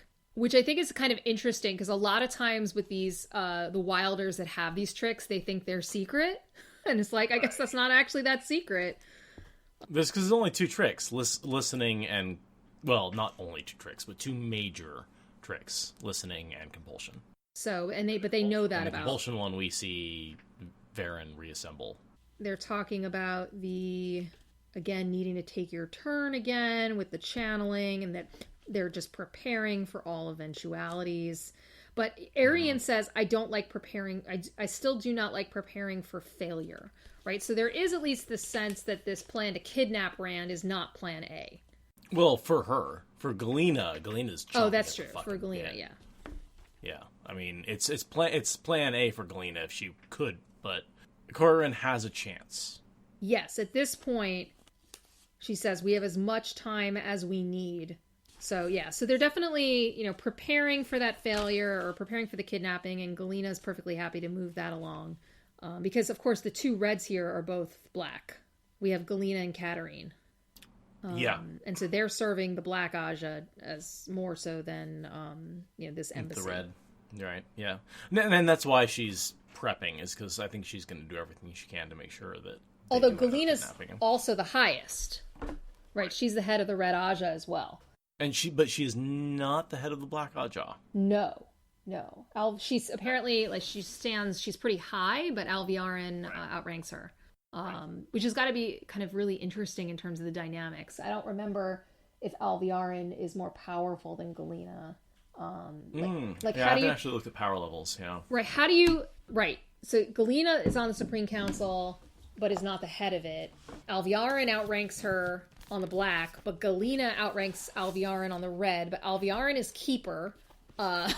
So, I do kind of wonder about, how do they...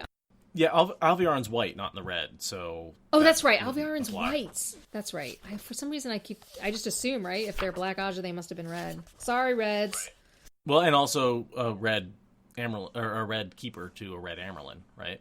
No, Alviarin's white, and so Alviarin, as far as I can tell, outranks Galena in every way, both in the black and in the White Tower. Galena is more powerful than Alviarin. Alviarin is a 17.5, and Galena is a 14.2.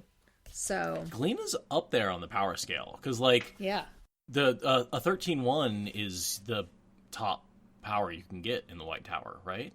I think so. I think for women, I'm always unclear. Or 12.0. Yeah.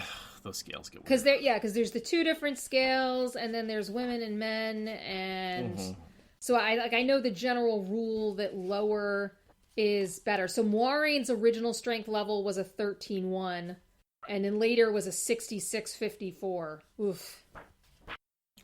And so basically, like, Moiraine at a 16, what was it, 13-1? 13-1. That's the most powerful White Tower, because that 1 is the lowest you can get in the White Tower. Nynaeve is a 4+9, so with a higher potential, right? Because she's on a different scale, so I think, I don't want to get kind of caught up in the power scale things, because there's going to be people who are listening that understand it way better than I do. The simple conversion is always 13 different. Like, you get two numbers, you can just subtract 13 from one to get to the other. Yeah. So, anyway, Galena is more powerful than Alviarin, but Alviarin is keeper and outranks her on the black. So, I assume that Galena would be subservient to Alviarin, but... And Alviarin's no slouch. It's not like she's weak in the power. She's just not the top. Which, it's actually interesting that Galena really is. And that's, I bet, where a lot of her personal arrogance and power comes from, is there's almost nobody who outranks her in the White Tower, just power-wise. Because there's a couple of ones, Moiraine, Suan, Elida. Those are the only 3 ones that we know of before we get these new recruits. But those are the only 3 full Aes Sedai who are of a power level 1, and Galena's a 2. Yeah, I mean, she's definitely someone who gets her comeuppance, and a lot of people are pretty happy about that. Super Skylake's pointing out that Cad Swain is a 12-0. Sure, right? But she's dead, right? Yes. Well, as far as everyone's concerned, she's. I heard she was dead. Yeah. So. People are saying she's dead. But I mean, Galena's. What happens with Galena and the Shadow? It's like couldn't have happened to a more deserving character. Thrava is just set up to be perfect revenge for. So, that is pretty satisfying. And then we we end up the chapter with the novice exercises. Yes. I think we kind of talked about the chapter pretty out of order, so I think we've covered everything in these last couple of pages. Yeah, I mean, I think the only thing I would say here is just that they speculate about whether Rand has rediscovered how to travel. And I appreciate this part of the series when traveling is not yet widely done. Widely known how it's done, or even that it's been rediscovered. Right, that we have the Forsaken who know it, and a couple of our, super powerful channelers have discovered how to do it. I mean, technically Rand, right? He's the only other person who's figured out how to do it. Yeah, and Egwene will figure it out. Right. And certainly by the end of this book, the Ashaman know how to do it. And, that's right, Talyre knows how to do it. Right. And technically, Avienda's done it. That's true. Yes, she did it. Even if she doesn't know how. Right. And Egwene figures out how to do it when she gets to Saladar and talks to Moghedien. Yeah, I think that what she does here to get from the Cairhien to Saladar is skimming. Oh, okay. And Bella is her platform. That's interesting. And that's one of the reasons why I think skimming and what Egwene does... Yeah. I think skimming is basically entering the dreams in the flesh. That is interesting. I want to think about that. It's not this, so I want to reread that chapter because that's coming up. But yeah, I think Egwene gets a bunch of clues in how traveling. Like when she approaches Moghedien, she talks about how she thinks traveling might work, or how men do it. Right. So she started to put some thought into it. But one thing I really appreciate in the series is the way in which. As these new kind of technologies, right, these new abilities come into play, that they affect the plot, right? So the fact that Rand is traveling and disappearing is used by the Tower Embassy to, hide their kidnapping of him. And I like that. I like that, you're not just throwing in new talents. Everyone can do them and they have no impact, right? This one in particular, I mean, if we think about it's technology that spreads. Right. And with the danger of when Elida gets captured, and that means that the Seanchan gets traveling. Right. Because we have a traitor on the Saladar 6 who got traveling from...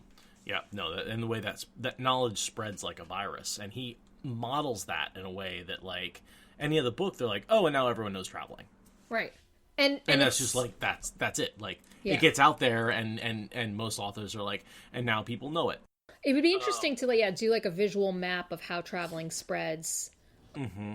Would be really interesting. And it also is just bringing me back to this point about there's no media in Randland, right? And so information gets spread by rumor, by messenger, by pigeon. Traveling obviously changes that a lot. Gateways change that a lot. The one thing they do have are printed books. Yeah, they do have books. Which allows them, and so they... One thing, I don't see a lot of, which I'm surprised about, is printed flyers. Yeah, that's true. I wonder, is paper really rare? Like, do they have vellum as opposed to paper? I guess we see paper. We definitely see paper, but it is a rarity, but it's something we see. We see maps all the time. Yeah, we do see lots of I guess maps. those could be vellum. Yeah. Plenty of people writing letters and things, so... Right. But just given the role of rumor and misinformation in this series, like, the prophecies are somewhat widely known. Sure. But, like, earlier with, Books are a thing. Like, we do have the printing press. Like, books are even the small towns have, like, a little library.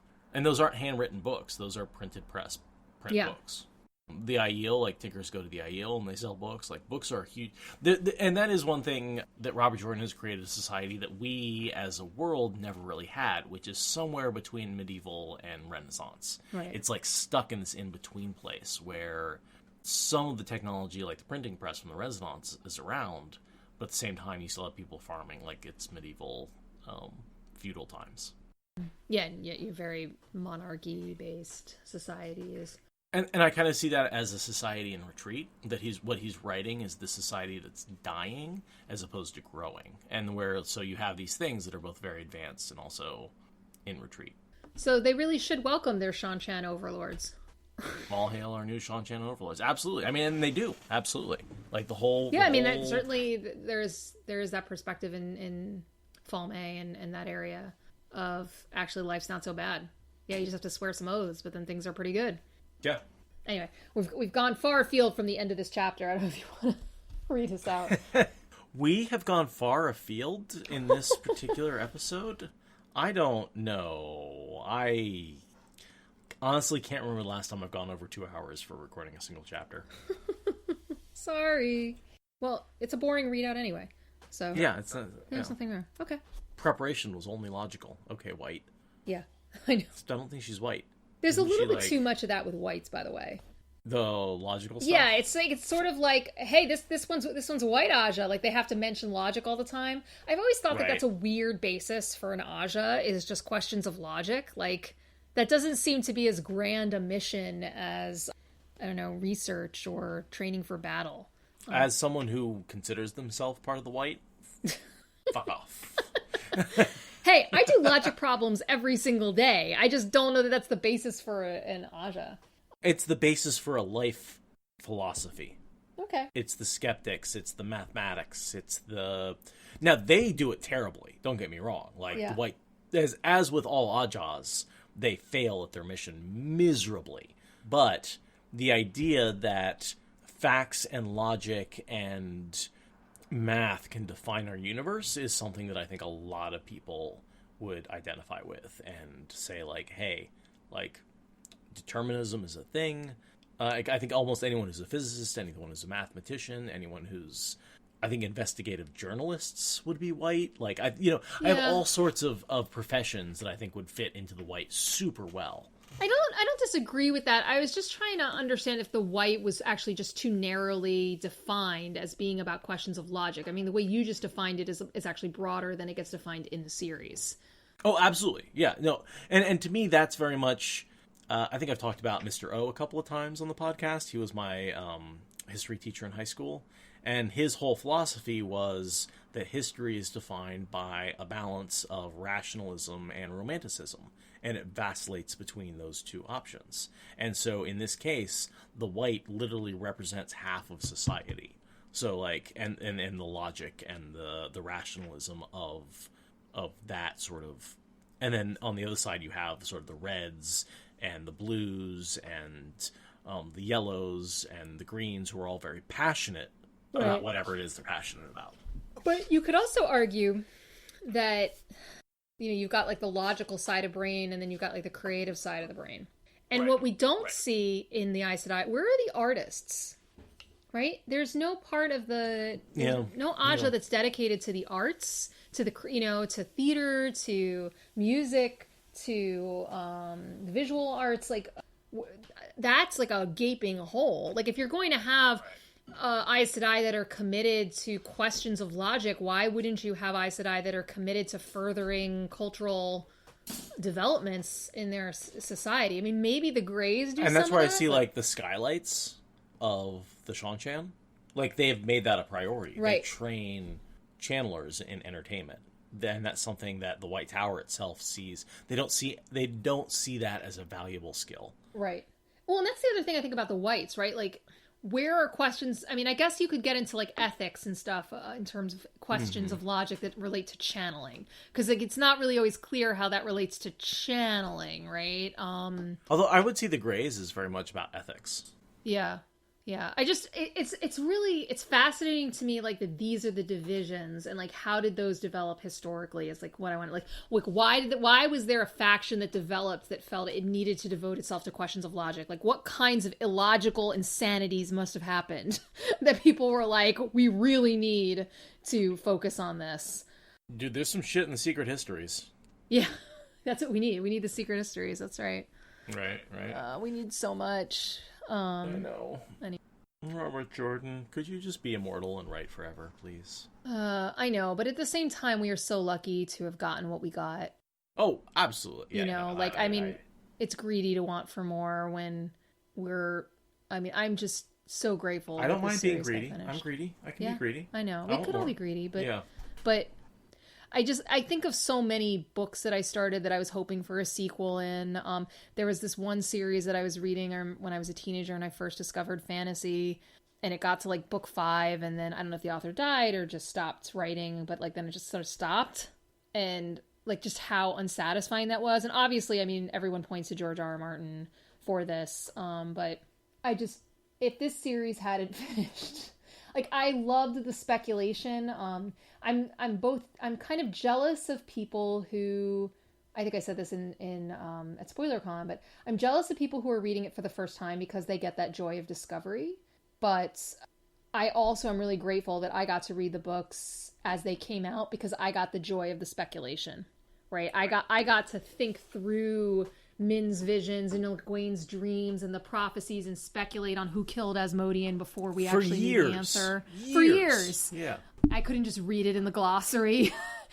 or Google Asmodean and see who killed him just from like the Google return search. And like the number of conversations that I had with my brother, who was really the only Wheel of Time fan that I knew personally, and the conversations we would have as we tried to puzzle things out, I really value those things. And so I'm so grateful that the series was finished because you get that closure, and I'm so thrilled for the people going through their joy of discovery, reading it, and maybe for people who've read it through once for the first time and through this podcast are really putting in that kind of reflection. Like that's a wonderful gift that they get to have over and over again. Well, and I think that's what excites me about the TV show more than anything else is bringing that experience, that initial wonder, that first time read through to more people. And like, yes, I hope they experience that with the TV show, but also more people will experience the books because of the TV show. Yeah. Well, and I think that happened with Game of Thrones, that a lot of people read the books because of the series. Yeah, I just have opinions about it. Well, we don't need to, if we're going to start talking about that, we could be here all night. But look, I mean, he's a creator and he's entitled to work on what he wants to create. No, see, I don't agree with that. Like, this is the thing is like, as a creator, it's your fucking job. You get up in the morning and you do your fucking job. Like, and this, like, I don't feel like it, or I'm not in the mood, or I have writer's block. Like, I'm with Sanderson. Like, fuck that. Like, you get up and you work like everybody else. And like, if you don't like it, you go back and revise. I guess I'm sympathetic just as somebody who procrastinates on one project by working on another. I feel like he and I are a bit of kindred spirits, only he's a much more successful spirit than I am in that regard. And more people care about his output than care about mine. I'm just Yeah, it's frustrating though. When you've put that much Because, those of us that are Wheel of Time fans and fantasy fans, like, we put a lot of ourselves into these books. Like, we care. We really care. And so it's really hard then to feel like that our caring is either not returned or not respected, or that we may have invested a lot of ourselves in something that we won't get a resolution on, or where the resolution is sort of tarnished. And this brings me to the Star Wars prequels, because we of course need to end on Gawyn and Egwene. Gawyn and Egwene are Padme and Anakin. They're a relationship that we're kind of like expected to happen, but it doesn't really make sense, and they're not good for each other, and it ends poorly, and there.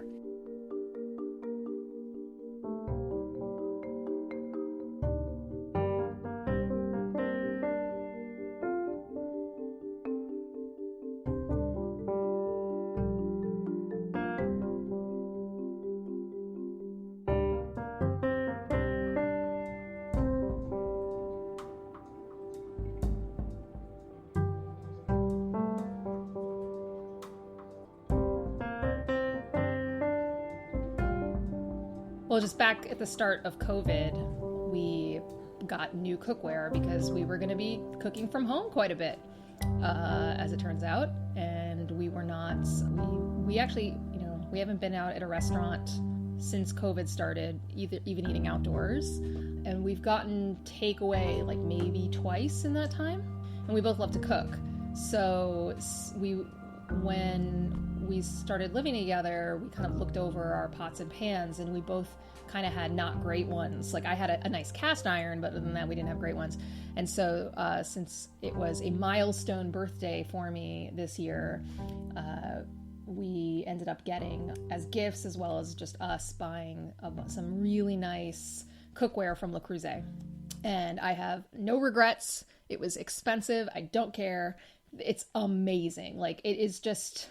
I've never had really nice pots and pans. I've always just kind of made do with what I had, and I really now appreciate the difference it makes. Yeah, it's great. This is why I go nuts about cast iron. Yeah, I do. I like to do like stir-fried veg in my cast iron. I do that a lot. So I still use the cast iron, but now I have more cast iron. I was saying I made a chili today, and of course, I used a crock pot to make the chili, but I had to, do the onions, the garlic, and the ground beef, and that all went into the cast iron first. Yes. Then into the crock pot. I joined a new Discord server this week and have been amazed at some of the ways in which like Discord servers can be, I don't know, just built these days with bots and things. I mean, DT did amazing work on the SpoilerCon server, and it's, he was always, being kind of saying, well, this is just the tip of the iceberg, I'm still learning. And I thought it was, DT being self-deprecating, as he sometimes is, because he's amazing. Right. And he is, because his server was amazing. But now I've seen a couple other servers that do stuff like that. And so I can kind of get more of a sense of why he was saying that there's a lot more for him to learn, because I've seen a lot of other things out there now. And it's definitely feeling like you're sort of just dipping your toe into the water of what's possible.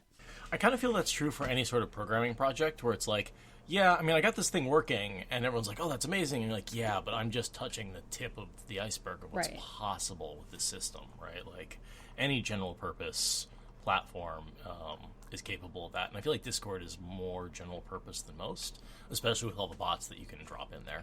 Yeah, it's interesting. I think that's probably true of many things more than just programming, right? It's just that in this case, like, it's easy to kind of visually see or hear the kind of the results of this in it when you're talking about a programming or a Discord server. But in any kind of field, right? A person that has never studied that field is going to be really impressed by the first year graduate student who's spent a year in deep study of that field. But that first year graduate student is very, very aware of all they don't know about that field. And even the newly minted PhD is very aware of what they don't know. So I think there's always this sense of like, of realizing that you have so much more to learn, which in some ways is good, but in other ways is bad because it leads to imposter syndrome and not being able to appreciate your accomplishments.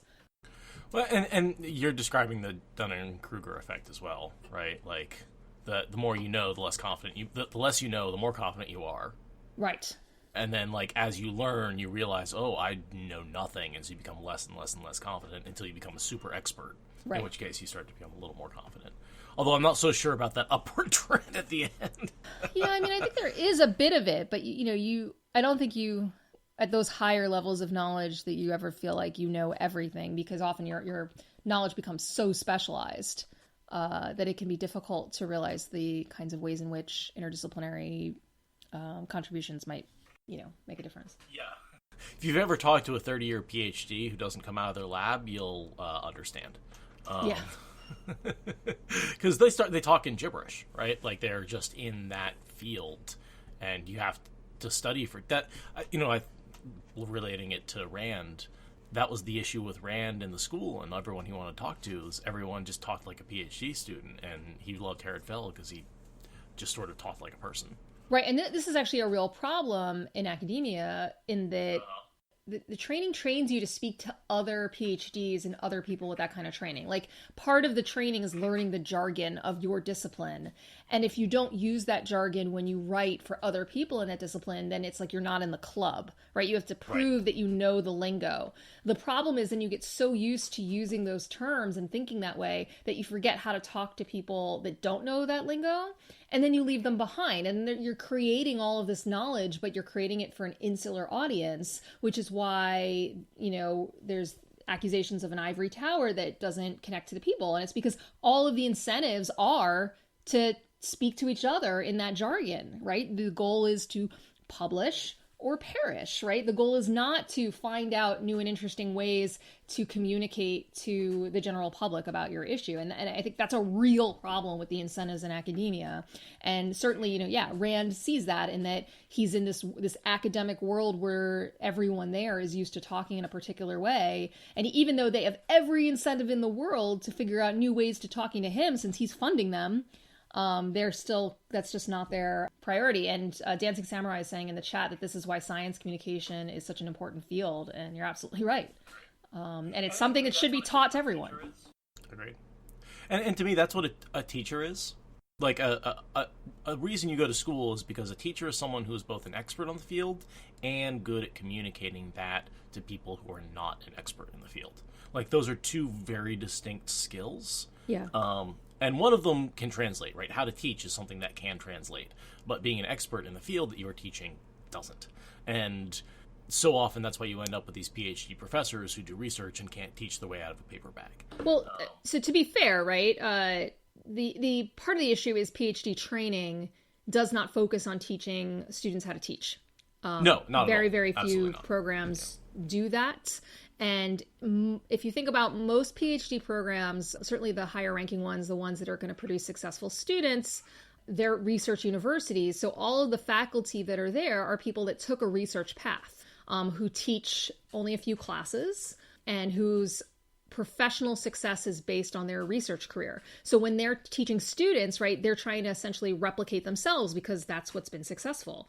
So they, train researchers. They're not really training and teaching, and they don't necessarily want to train people that are going to be spending more time teaching because they want to have graduate students that go on to also have very successful research careers. And so because of that, sometimes you have students, graduate students, who may be interested in learning how to teach, but are afraid of admitting it or seeking out training because to do so would indicate that they don't see themselves as a serious scholar. And so there's all these disincentives to learn how to teach until you if you're lucky enough to get a teaching position, which is really hard in most fields these days, much harder than it used to be. Then you suddenly get thrown off the deep end, and you have to learn by doing because you didn't get the training. And some programs do train, but many don't. And a lot of the people who end up teaching become adjuncts. They're not properly paid for it. Or yeah. Compensated for it. Yeah. We could spend the whole time. I mean, I'm not sure how much the audience knows that or can tell that I have a PhD and work in academia, right? That I've been a college professor for more than 10 years. I consider myself I would be a better teacher than a researcher. Like, I would love to be a college professor if college professors just had to teach, right? Like, that's where my passion is. And that's why I do this podcast, because I want to stand here and I like being an expert on Wheel of Time and teaching, and also talking about Wheel of Time and kind of teaching it, but at the same time, like, obviously this is a as any classroom or teaching experience should be, a two-way street of learning. And yeah, and I agree with that. And I do think that certainly I've learned a lot from listening to the podcast, but I think academia is definitely something that's going through a crisis right now. It was going through one before COVID. I think COVID is going to have even more of an effect on it. No kidding. But there are certain sort of fundamental structural issues with how incentives are built into the field and what is valued that I think are pretty problematic. And you mentioned adjuncts, right? And the exploitation of adjunct labor is a big part of that. 75% of teaching jobs are now contingent faculty as opposed to full-time faculty making salaries with benefits, with living wages, right? You have people who are being paid per class with no guaranteed contracts. And these people are PhDs with and experts in their field, and it's just a very exploitative system, And the competition for the positions that are available is ridiculous. Like, it is absolutely insane how many people are applying for so few positions as tenured PhD students, Particularly since the 2008 recession, and I'm sure it's even worse. It's going to be way worse after COVID. I can't even imagine what the job market is like now in the humanities and the social sciences. But certainly in those fields, for positions in like English or in history, you're seeing hundreds of applications for a position. And we're not talking about positions that are in coastal cities at well-known universities, right? We're talking about any position. And it's a problem. I mean, there's so many problems with the system, and there's facing a reckoning now. And it'd be really interesting to see, like, how does that develop in the fourth age, right? In the real time, like I would have been really interesting to hear, like, from Robert Jordan, like how he would have dug into some of those issues. Because, like, the Aes Sedai face like the reverse problem, right? The Aes Sedai don't have enough students, whereas in many cases in PhD programs there's sort of too many students. There's an overproduction of PhDs, meaning that there's so much competition for individual jobs. Whereas the Aes Sedai don't have enough novices to fill out the books, and so it's sort of a kind of a reverse problem. Yeah, I imagine it's going to take a lot of growth before they have that problem in Randland. I mean, they have to educate so many people. Yeah, basic literacy first. So much demand for people, educated people. They're going to be building these newfangled. It's the Industrial Revolution. Like, it's going to be 200 years before they have enough educated people to cause that kind of problem. Yeah, you can set up like Eamonsfield Community College. University of Andor Barrelon. Right, Super Skylight had recommended University of Andor. We could just build out the university. The Matt Cawthon Memorial Theater. Oh my goodness, yeah. Who would be the best professors of Randland? Could you imagine Nynaeve? I mean, we do get some of this, right, when they have to teach like novice classes, Oh God, Nynaeve's terrible. Yeah, no, she is. She's like, I don't know, you just do it, right? Because that's how Nynaeve learned. She's like, you just do it. You just figure it out and do it. Oh God.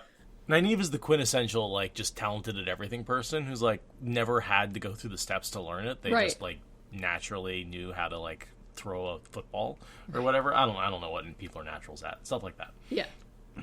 Yeah. She's like a really gifted cook who just understands how ingredients and spices and things work and is trying to talk to somebody who can only cook by recipes. Damn it, I burned the water again. Yeah. How did you burn water? Exactly. Which actually makes sense when you think about, her with her herbs and everything. The cooking. Made a chili today, I said. It was delicious. Yeah, that does sound good. Simple, easy, delicious. To me, it's a very holiday. Chili is a holiday meal because what my mom would do around Christmas and Thanksgiving is the day or two before the holiday, she'd make a big pot of chili, and she'd be like, well, if you're hungry, there's chili. Right. Because I'm making Christmas dinner, or I'm making Thanksgiving dinner, and it's going to take me 2 days, so I'm not making anything else. So the house always smelled like chili during my holidays growing up, or like the day or two before holidays. And then obviously I'd be eating chili all the time. So to me, it's a very nostalgic meal. The associations of food are really interesting that way. Like, I definitely have certain foods that I associate with particular holidays or times of the year. We just went apple gathering, and I made an apple pie, and I made apple muffins, and I'm, like, it's very much a apple time of year, and I'm already looking forward to spring when rhubarb is back in, and I can start baking with rhubarb, because I'm much more of a baker than I am a cook. So both. My issue is I love to make individual dishes, but I hate making meals. So I love to cook a pie, but I hate to make like a 3-course, like a dinner party. See, I like the dinner party thing. I like thinking through all that stuff. Well, no kidding. You are the ultimate planner. Yeah, I do like to plan.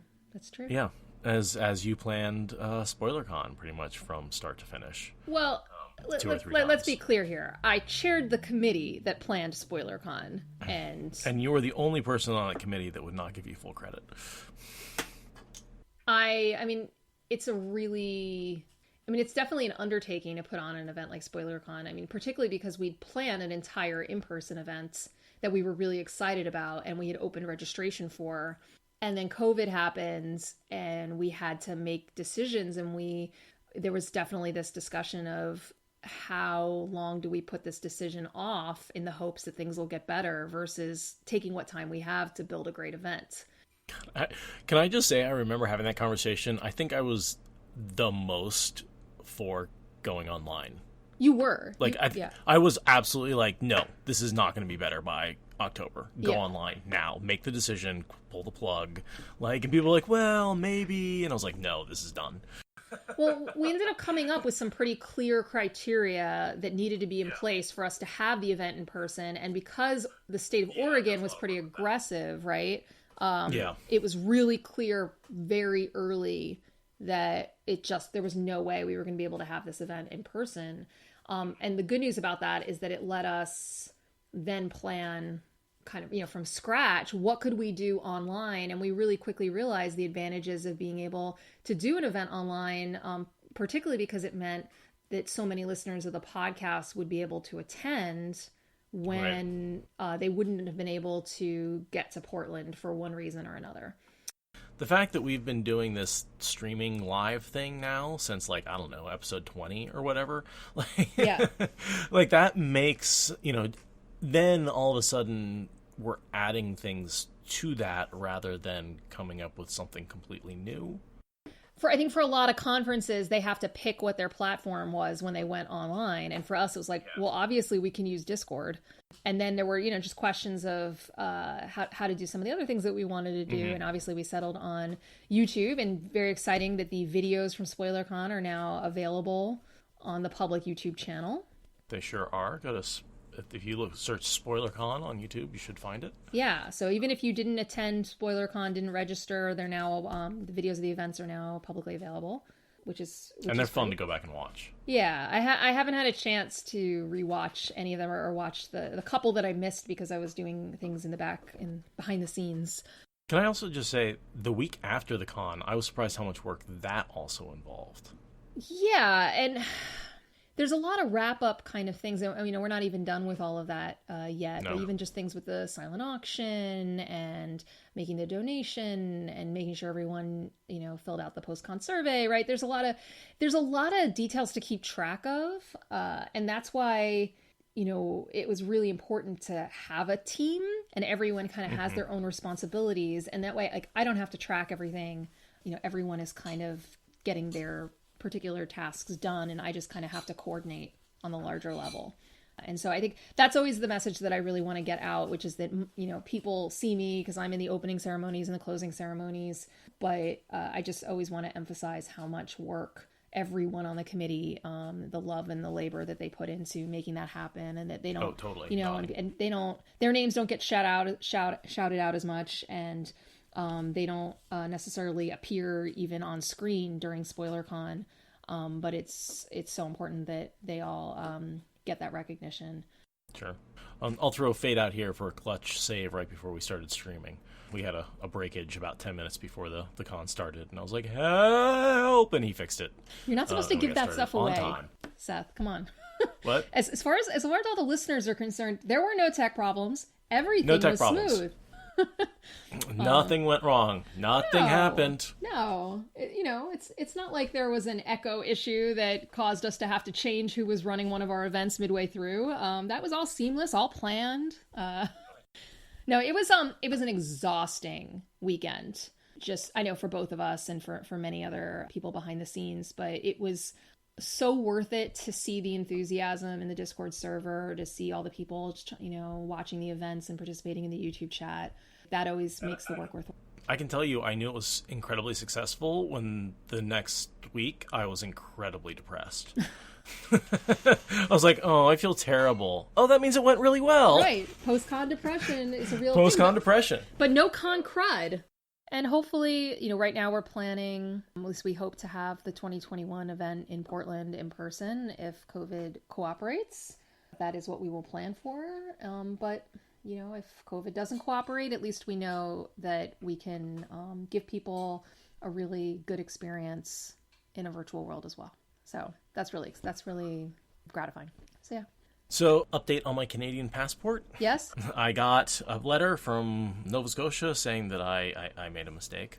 So I filled out a correction and sent it back. So, still working on getting my birth certificate from them, and then the birth certificate will go off to get my passport. But, yes. That's why I started this early. Right. No, I mean, yeah. That kind of stuff is like if you fill it out in the wrong color ink, they send it back to you. Yeah. I got my dad's birthplace wrong. Oh, okay. So, apparently where he grew up is not where he was born. Didn't know that. Oh. You learn things, You do learn things. Well, yeah, I hope that gets done soon. Are you going to go once you have it, or is it more just kind of to have in your back pocket? I don't want to answer that. Okay. I don't know. It's definitely going to be a... No, you don't have to answer it.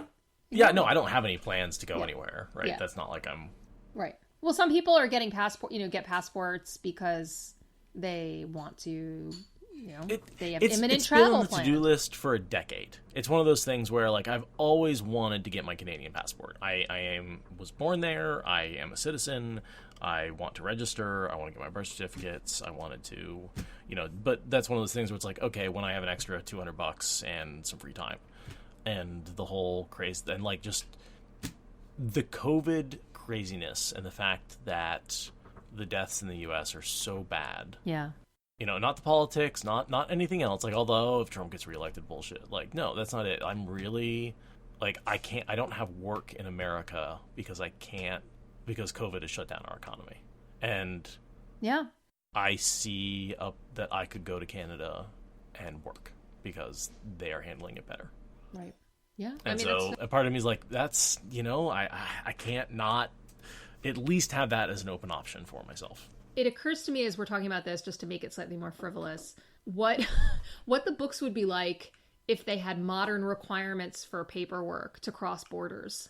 Right? Like, yeah. putting aside traveling and how you would deal with that. Just, the idea that these villagers are leaving their village and crossing into Shinar and all these other places, and no one asks them for their papers.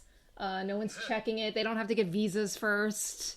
It's just very simple. They don't have to, get 90 days and 6 months that they can stay, or they'll be in violation and get thrown into prison and get deported back to Two Rivers. Can you imagine them, like, being in Shinar and them being like, you didn't come through the border? Yeah. Or did you smuggle yourself in? How did you don't have paper? Like, totally, it'll look like they... Now, obviously, in the Wheel of Time, no one's capable of policing their borders because no one's capable of... Right. Maintaining control over their own land.